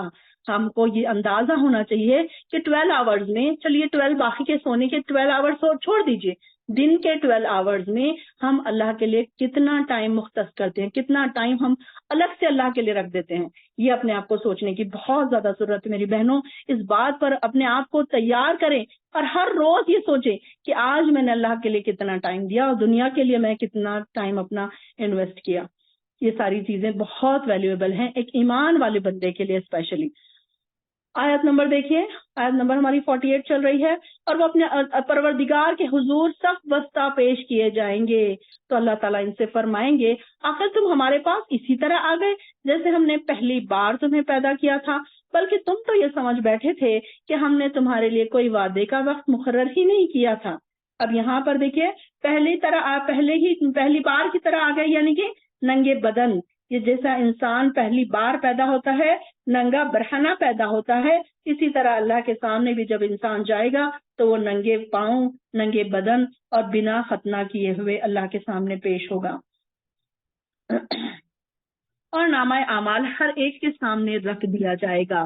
تو آپ مجرموں کو دیکھیں گے کہ وہ نامہ اعمال کے جو اس میں لکھا ہوا ہے اس سے ڈر رہے ہیں, یعنی کہ ان کو پتا ہے نا کہ یہ ساری چیزیں تو ہم کر کے آئے ہیں, یہ سارے جو گناہ اس میں لکھے ہوئے ہمیں نظر آ رہے ہیں وہ ساری چیزیں اس میں لکھی ہوئی ہیں. تو ہائے وہ کیا کہیں گے, ہائے ہماری بدبختی. یقولون یا ویلتنا ہما لہذا الکتاب لا یغادر صغیرۃ ولا کبیرۃ الا احصاها, کہ ہائے یہ کتاب کیسی ہے, اس میں تو کوئی چھوٹی چیز بڑی چیز کچھ بھی نہیں چھوڑی, اس میں سارا کا سب ریکارڈ ہے. یعنی کہ یہ تو اتنی چھوٹی بات ہے, ہم دنیا میں اس کو بہت چھوٹی بات سمجھتے تھے. کون سی چھوٹی چھوٹی باتیں سمجھتے ہم, کسی کو دیکھ کر اشارے کرنا, کسی کے بارے میں کسی کو اشاروں میں ہی برا کہہ دینا, کسی کے اوپر طنزیہ مسکراہٹ کر دینا, کسی کو برا بھلا کہہ دینا, چھوٹی سی بات. تو یہ ہم کیا سمجھتے ہیں, بڑی چھوٹی بات ہے. جھوٹ بول دینا مذاق مذاق میں, قسمیں کھا لینا مذاق مذاق میں, کسی کو برا بول دینا, کسی کا مذاق اڑا دینا, کسی کو نیچا دکھا دینا, کسی کی غیبت کر دینا. تو یہ ساری چیزوں کو تو ہم بڑی چھوٹی سمجھتے ہیں نا دنیا زندگی بھر میں. تو یہ ساری چیزیں تو اس میں ریکارڈ ہیں, اور جو کام کرتے رہیں اس میں سب کو موجود پائیں گے. اور آپ کا پروردگار کسی پر ذرہ برابر بھی ظلم نہیں کرے گا. ولا یظلم ربک احدا, کہ اللہ تعالیٰ کسی پر ظلم نہیں کرتا. اللہ تعالیٰ کو کیا پڑی ہے آپ کو دوزخ میں ڈالنے کی, ہم سب کو دوزخ میں ڈالنے کی. اللہ تعالیٰ تو بار بار ہمیں جنت کی طرف بلا رہا ہے اور جنت کے وعدے دلا رہا ہے اور جنت کی ہمیں آسائشیں بتا رہا ہے کہ دیکھو میں نے جنت میں تمہارے لیے کیا کیا تیار کر کے رکھا ہے. اور اس کے باوجود بھی کوئی جنت کی طرف نہیں آتا ہے تو اللہ تعالیٰ کیا کرے. جیسے کہ ہم نے 5ویں پارے کے آخری میں پڑھا نا کہ اللہ تعالیٰ کو کیا پڑی ہے کہ وہ تم کو عذاب دے. تو یہاں پر اللہ تعالیٰ کہہ رہے ہیں جو کام وہ کرتے رہے ہیں سب اس میں موجود پائیں گے, اور آپ کا پروردگار کسی پر ذرہ برابر بھی ظلم نہیں کرے گا. اور وہ واقعہ یاد کرو جب ہم نے فرشتوں سے کہا آدم کو سجدہ کرو تو ابلیس کے سوا سب نے اسے سجدہ کیا. وہ جنوں سے تھا اور اس لیے اپنے پروردگار کے حکم سے سرتابی کی. کیا تم مجھے چھوڑ کر اسے اور اس کی اولاد کو اپنا دوست بناتے ہو, حالانکہ وہ تمہارا دشمن ہے. یہ کیسا برا بدلہ ہے جسے ظالم لوگ اختیار کر رہے ہیں. میں نے تو انہیں نہ اس وقت گواہ بنایا تھا جب آسمان اور زمین پیدا کیے تھے, اور نہ اس وقت جب وہ خود انہیں پیدا کیا تھا. میں گمراہ کرنے والوں کو اپنا مددگار بنانے والا بھی نہیں. اور جس دن اللہ تعالیٰ مشرکوں سے فرمائے گا ان معبودوں کو بلاؤ تو جنہیں تم میرا شریک خیال کرتے تھے وہ انہیں پکاریں گے تو صحیح, مگر وہ معبود انہیں کوئی جواب نہیں دیں گے اور ہم ان کے درمیان ہلاکت کا گڑھا بنا دیں گے. اور مجرم لوگ جب دوزخ کو دیکھیں گے تو انہیں یقین ہو جائے گا کہ وہ اس میں گرنے والے ہیں اور اس سے بچاؤ کی کوئی راہ نہیں پائیں گے۔ اور ہم نے قرآن میں لوگوں کو طرح طرح کی مثالوں سے سمجھایا۔ دیکھیے یا کہ اللہ تعالیٰ کتنا پیارے انداز میں ہم کو الگ الگ سٹوری سنا کر، الگ الگ مثالیں دے کر سمجھا رہے ہیں۔ وَلَقَدْ صَرَّفْنَا فِي هَذَا الْقُرْآنِ لِلنَّاسِ مِنْ كُلِّ مَثَلٍ، کہ ہم نے لوگوں کے لیے الگ الگ قسم کی مثالیں بیان کر دی ہیں کہ چاہیے کہ انسان اکثر باتوں میں جھگڑالو واقع ہوا ہے نا، کہ انسان بحثیں کرنے لگتا ہے، نہیں یہ ایسے کیسے ہے، نہیں وہ تو ایسے نہیں ہے، یہ تو قرآن میں نہیں لکھا ہوا ہے۔ آپ دیکھیں گے کہ جو کم عقل لوگ ہیں، جو کم نالجبل لوگ ہیں نا، تو اکثر بحثیں کرتے ہوئے نظر آئیں گے آپ کو۔ وہ کہ اگر آپ ان سے کہیں کہ یہ دیکھیے پردے کا حکم ہے، یہ آئی بروز نہ بنانے کا حکم ہے، تو کہیں گے قرآن میں کہاں لکھا ہوا ہے، کون سی حدیث ہے، ہم نے تو نہیں پڑھا، یہ تو یہاں پہ تو ایسے لکھا ہوا ہے۔ تو پھر ان کے پاس ان کے مرضی کے فتوے بھی موجود ہوں گے، وہ وہاں سے کہاں سے جو لوگوں نے اس طریقے سے کہہ دیا وہ بھی فتوے اور ڈھونڈ کے لا دیں گے آپ کو۔ تو وہ اس لیے اللہ تعالیٰ فرما رہے ہیں کہ انسان تو جھگڑالو واقع ہوا ہے، اور جب لوگوں کے پاس ہدایت آ گئی تو انہیں اس پر عمل لانے اور اپنے پروردگار سے استغفار کرنے سے کس چیز نے روک دیا؟ کہ وہ اس بات سے کہ منتظر ہیں اس سے پہلے کہ ان لوگوں کا سا معاملہ پیش آئے کہ عذاب ان کے سامنے آ جائے۔ ہم رسولوں کو صرف اس لیے بھیجتے ہیں کہ وہ لوگوں کو بشارت دے اور ڈرائیں، اور کافر لوگ ان رسولوں سے بےہودہ دلائل کے ساتھ جھگڑا کرتے ہیں تاکہ وہ ان سے حق کو نیچا دکھائیں، اور انہوں نے میری آیات کا مذاق اڑایا، میرے ڈراوے کا۔ میرے اللہ تعالیٰ کی جو آیات ہے، یعنی کہ اللہ تعالیٰ آیات اس لیے بھیجتے ہیں کہ انسان سے خوفزدہ ہو، ایمان لا لے، لیکن انہوں نے کیا کیا کہ اس کا مذاق اڑایا۔ اس شخص سے بڑا ظالم کون ہوگا جسے اللہ کی آیات سے نصیحت کی جائے اور اس سے وہ منہ پھیر لے اور وہ اپنے سب کام بھول جائے جو اس نے آگے بھیجے ہیں۔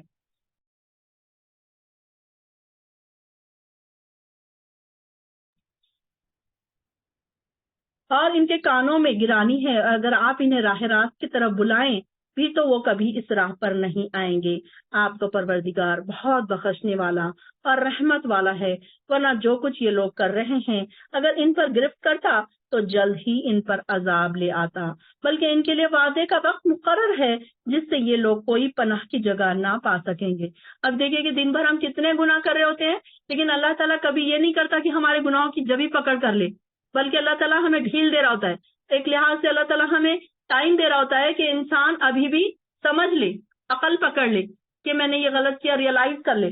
کچھ لوگ جو ہوتے ہیں فوراً ریئلائز بھی کر لیتے ہیں۔ جو مومن بندے، میں نے بتایا تھا کہ جو مومن بندے ہوتے ہیں ان سے ایک چھوٹا سا گناہ سرزد ہوتا ہے تو وہ کیا کرتے ہیں، فوراً عاجزی اور انکساری کرتے ہیں، جیسے کہ سورہ بنی اسرائیل کے آخری آیتوں میں ہم نے پڑھا کہ وہ عاجزی اور انکساری کرتے ہیں اور رو پڑتے ہیں اور اپنی تھوڑیاں زمین پر گرا دیتے ہیں، اپنے سجدوں میں اپنے سر زمین سے لگا دیتے ہیں، روتے ہیں، گڑ گڑاتے ہیں، توبہ و استغفار کرتے ہیں کہ اللہ ہم سے کیسی غلطی ہو گئی۔ تو یہاں پر اللہ تعالیٰ کہہ رہے ہیں کہ ایسے لوگ جو ہیں، جو نیک لوگ ہیں، تو ان کے لیے کیا ہے، پھر نصیحت ہے یہ آیات، اور اس سے جو منہ پھیر لے۔ اب یہ منہ پھیرنے کا کیا مطلب ہے؟ قرآن گھر میں رکھا ہوا ہے، نہ پڑھنے کو ٹائم ہے، نہ سمجھنے کو ٹائم ہے۔ اب اس کی آیتوں کو سمجھنے کے لیے ہمیں تو ٹائم چاہیے نا، کم سے کم ہم آدھا گھنٹہ بیٹھے ایک آیت کو سمجھنے کی کوشش کریں، 2 آیتوں کو سمجھنے کی کوشش کریں، ایک رکوع کو سمجھنے کی کوشش کریں۔ ہم تو دنیا بھر کی ہم نالج حاصل کرتے ہیں، کئی کورس بکس ہم ختم کر لیتے ہیں، ہم انجینئرنگ کر لیتے ہیں، ہم ڈاکٹری کر لیتے ہیں، لیکن ہم کو اگر کوئی ایک رکوع، اب اگر کیا مجال ہے کہ ایک رکوع ہم سمجھانے کے قابل ہوئے ہوں۔ کئی ایسی بہنیں ہیں کہ جو اس بات کو سمجھنے کے لیے بھی تیار نہیں ہے کہ واقعی یہ ساری چیزیں ہم کو سمجھنے کی بھی ضرورت ہے۔ کئی لوگ اندھا دھند زندگی گزار رہے ہیں، بس سو رہے ہیں، اٹھ رہے ہیں، غفلت کی جو اندھیرے والی جو زندگی جس کو کہا جاتا ہے ویسی زندگی گزار رہے ہیں، حالانکہ ایمان والے ہیں، ایمان کی دولت سے نوازا ہے اللہ نے ان کو، اس کے باوجود ہم کہاں بھٹک کے جا رہے ہیں۔ دیکھیے کہاں پر ہماری جا رہی ہے دنیا، کہ ہم کہاں ہماری کہیں اینڈ پوائنٹ نہ آ جائے۔ ہم اس بات سے بے خبر ہیں کہ اللہ تعالیٰ ہم سے سوال پوچھے گا تو ہم کیا جواب دیں گے۔ اور کیا اللہ تعالیٰ کیا کہہ رہے ہیں کہ ایسے لوگوں کے دلوں پر ہم نے پردے ڈال دیے ہیں۔ اِنَّا جَعَلْنَا عَلَىٰ قُلُوبِهِمْ أَكِنَّةً، اکینہ کس کو کہتے ہیں؟ پردوں کو، أَن يَفْقَهُوهُ، کہ وہ بات کو سمجھیں، وہ قرآن کو سمجھ ہی نہیں سکتے اور ان کے کانوں میں ڈانٹ ہے۔ ہم نے یہ پیچھے بھی پڑھا تھا، اور اگر آپ انہیں سیدھے راستے کی طرف بلائیں بھی تو وہ کبھی اس پر نہیں آئیں گے۔ اب دیکھیے کہ ہم دیکھتے ہیں کئی لوگ ایسے ہیں کہ ہم ان کو بار بار بلاتے رہتے ہیں، بار بار بلاتے رہتے ہیں؟ کیا مصروفیت ہے دنیا کی ہماری ایسی کہ ہم قرآن کے لیے 1 گھنٹہ نہیں نکال سکتے؟ کیا ہم دن بھر میں سے 1 گھنٹہ قرآن کے لیے نہیں نکال سکتے کہ کوئی ہمیں سمجھا رہا ہے، کوئی ہمیں پڑھ کے سنا رہا ہے، ہمیں بھی نہیں خود پڑھنا ہے، ہمیں بھی نہیں محنت کرنی ہے، کوئی اگر ہمیں پڑھ کر سنا رہا ہے تو ہم بیٹھ کے سن ہی لیں۔ اگر یہ نہیں ہوتا ہے تو اپنے آپ خود سے غور و فکر کرنے کی کوشش کریں، غور و فکر تدبر کرنے کی کوشش کریں، تو اللہ تعالیٰ کو بھی کوئی پرواہ نہیں۔ اللہ تعالیٰ ایسے لوگوں کے بارے میں کہہ رہا ہے کہ ہم نے ان کے دلوں پر پردے ڈال دیے ہیں۔ اللہم لا تجلنا منہم، اللہ ہمارے دلوں پر پردے نہ ڈالنا، اللہ تو ہمیں ان لوگوں میں نہ بنا دینا کہ ہم قرآن کو نہ سمجھ سکے۔ اللہ ہم بیٹھے ہیں یہاں پر، اللہ تیری اس محفل میں جتنی بہنیں بیٹھی ہیں ان کی ساروں کی دعائیں قبول کر، ان سب کے دلوں میں قرآن کو اتار دے، قرآن کی محبت ڈال دے۔ اللہم انت اجعل القرآن ربیع قلوبنا، بار بار یہ دعا میری زبان پر آ رہی ہے جب بھی قرآن کی اہمیت بتائی جا رہی ہے کہ اللہ تعالیٰ نے کیسے لوگوں کو قرآن کو ان کے دلوں کے، ان کے کانوں تک جانے تک ہی بند کر دیا اللہ تعالیٰ نے۔ اب نہ ان کے کانوں تک کوئی قرآن جاتا ہے اور نہ ان کے دلوں تک کوئی بات پہنچتی ہے۔ اللہ تعالیٰ نے پسند ہی نہیں کیا، جب انہوں نے کئی سالوں تک، کئی دنوں تک قرآن سے دوری کر لی، اللہ سے دوری کر لی، تو اللہ تعالیٰ بھی ناراض ہو گیا ان سے۔ اللہ تعالیٰ کو کوئی نہیں پڑی کہ ان کے اوپر رحم کرے، انہوں نے خود اپنے لیے اللہ کے دروازے بند کر لیے، اللہ کی رحمت کے دروازے انہوں نے خود بند کر لیے، تو پھر اللہ کو کیا پڑی ہے کہ وہ اللہ ان کو رحم کرے، اللہ ان پر معاف کرے۔ نہ وہ ان سے مغفرت مانگتے ہیں، نہ توبہ و استغفار کرتے ہیں، نہ قرآن کو سمجھنے کی طرف آتے ہیں، اور ان کے کانوں میں ڈانٹ ہے۔ اور اگر آپ انہیں براہ راست بلائیں تو کبھی راہ پر نہیں آئیں گے۔ آپ کا پروردگار بہت بخشنے والا، رحمت کرنے والا، اور ورنہ جو کچھ یہ لوگ کر رہے ہیں، اگر ان پر گرفت کرنا چاہے تو جلد ہی ان پر عذاب لے آتا، مگر اللہ کے لیے وعدے کا وقت مقرر ہے، مطلب ان لوگوں کے لیے وعدے کا وقت مقرر ہے جس سے یہ لوگ کوئی پناہ کی جگہ نہیں پائیں گے۔ اب جب وعدہ کا وقت آ جائے گا تو کیا ہوگا؟ وہ بھاگ نہیں سکیں گے، ان کے پاس کوئی جگہ نہیں رہے گی چھپنے کی۔ اور یہ عذاب رسیدہ بستیاں ہیں، جب انہوں نے ظلم کیا تو ہم نے انہیں ہلاک کر ڈالا، اور ہم نے انہیں ہلاک کرنے کے لیے ایک معین وقت مقرر کر رکھا تھا۔ یہاں پر سے ہمارا ایک اور دوسرا قصہ شروع ہو رہا ہے، قال موسیٰ لفتاہ لأبرح حتی ابلغ، کہ یہ وہ قصہ ہے جب موسیٰ علیہ السلام اور ان کے خضر علیہ السلام کا جو قصہ یہاں سے شروع ہو رہا ہے۔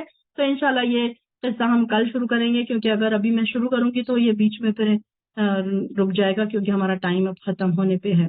تو یہاں پر اللہ تعالیٰ ایسی تباہ شدہ بستیوں کے بارے میں بھی ذکر کر رہے ہیں، اور سیدنا موسیٰ علیہ السلام کا بھی جو قصہ ہے، موسیٰ علیہ السلام کا اور خضر علیہ السلام کا جو قصہ ہے، جو قریش مکہ کا دوسرا سوال تھا، تو اس کی تشریح کے لیے یہاں پر آ رہا ہے کہ سیدنا جبیر بن ابن عباس کہتے ہیں کہ یہ جو موسیٰ علیہ السلام جو تھے خضر علیہ السلام سے ملنے گئے، وہ بنی اسرائیل کے موسیٰ نہیں تھے، بلکہ موسیٰ بن افراطیم بن یوسف تھے۔ اور ابن عباس کہتے ہیں کہ وہ اللہ کا دشمن ہے، یعنی کہ ایسی غلط باتیں بھی اس میں لکھی ہوئی ہیں کہ یہاں پر ایک بار کیا ہوا تھا کہ موسیٰ علیہ السلام کھڑے ہوئے خطبہ دے رہے تھے، تو سامعین یعنی کہ لوگوں میں سے کسی نے پوچھا اس وقت لوگوں میں سب سے زیادہ عالم کون ہے؟ تو موسیٰ علیہ السلام نے کہا میں۔ اللہ تعالیٰ نے کو یہ بات ان کی پسند نہیں آئی، اور انہوں نے یہ بات اللہ کے حوالے کرنا چاہیے تھا کہ اللہ ہی بہتر جانتا ہے۔ چنانچہ اللہ تعالیٰ نے کیا کیا کہ ان پر وحی کی کہ 2 دریاؤں کے سنگم پر، یعنی کہ ملاپ پر، ایک میرا بندہ ہے خضر جو تم سے زیادہ عالم ہے۔ اور موسیٰ نے عرض کیا میں اسے کیسے مل سکتا ہوں؟ تو فرمایا اپنے ساتھ ایک مچھلی لے لو، اور جہاں پر وہ مچھلی گم ہو جائے تو وہیں پر وہ بندہ ملے گا۔ تو یہ ان کا سفر کی شروعات ہوگی، یہاں سے ان کی سفر کی شروعات ہوگی۔ انشاءاللہ یہ ہم کل اس کا ڈیٹیل، ہم تفصیل، اس کا جو سٹوری ہے، جو قصہ ہے، انشاءاللہ ہم کل پڑھیں گے۔ تو آپ ضرور کل کی کلاس میں اسمت کیجیے، انشاءاللہ بڑا ہی انٹرسٹنگ قصہ ہے یہ بھی۔ ہم ہر جمعہ سورہ کہف پڑھتے ہیں، لیکن ہمیں اس کی ڈیپتھ سٹوریز نہیں پتا، سٹوریز کے پیچھے ہمارے لیے کیا لیسنس ہے یہ نہیں پتا۔ تو ہم بیٹھیں گے، اس کو پڑھیں گے، سمجھیں گے انشاءاللہ العظیم۔ اللہ تعالیٰ ہم سے راضی ہو جائے، اللہ تعالیٰ ہم کو سمجھ دے، عقل دے، فہم دے، قرآن کو سمجھنے کی طاقت عطا فرمائے۔ اللہ تعالیٰ ان لوگوں سے بنا دے جن کے کانوں سے ہو کر دلوں تک قرآن اترتا ہے۔ اللہ تعالیٰ ہمارے کانوں میں ڈانٹ نہ ڈال دے، ہمارے دلوں پر پردے نہ ڈال دے، اللہ تعالیٰ ہماری آنکھوں اور دلوں پر پردے نہ ڈال دے، اللہ دنیاوی چیزوں میں ہمیں بزی نہ کر دے۔ وآخر الدعوانا الحمدللہ رب العالمین۔ اللہ تعالیٰ آپ سب کا یہاں آنا قبول فرمائے، اور آپ سب کی دعاؤں کو قبول فرمائے اور اللہ تعالیٰ آپ سے بہت راضی ہو جائے اور اللہ تعالیٰ جنت والوں میں جن لوگوں کا نام لکھنے والا ہے ان میں آپ سب کا نام ضرور اللہ تعالیٰ لکھ لے. اللہ آپ سب کو جنت کا وارث بنا دے, آپ کو اور آپ کے اہل عیال کو. اللہ تعالیٰ ہماری یہاں جتنی بہنیں بیٹھی ہیں ان سب کی جائز دعاؤں کو قبول کر لے, ان کی پریشانیوں کو قبول فرما لے. ان کے جو بیمار ہیں وہ ان کے کوئی رشتہ داروں کے جو اللہ ان کے بیماروں کو بھی شفا عطا فرما. اللہ جو بیمار ہیں, جو مرحومین ہیں, اللہ ہمارے یہاں بیٹھی ہوئی جو بہنیں ان کے مرحومین جو ہیں, اللہ تعالیٰ ان کے لیے بھی رحمت کا معاملہ فرما, ان کی بخشش فرما دے. اللہ ہم سب کو ہمارے والدین کے لیے ثواب جاریہ بنا اور اللہ ہماری اولاد کو بھی ہمارے لیے ثواب جاریہ بنا. وآخر دعوانا الحمد للہ رب العالمین. السلام علیکم ورحمۃ اللہ وبرکاتہ.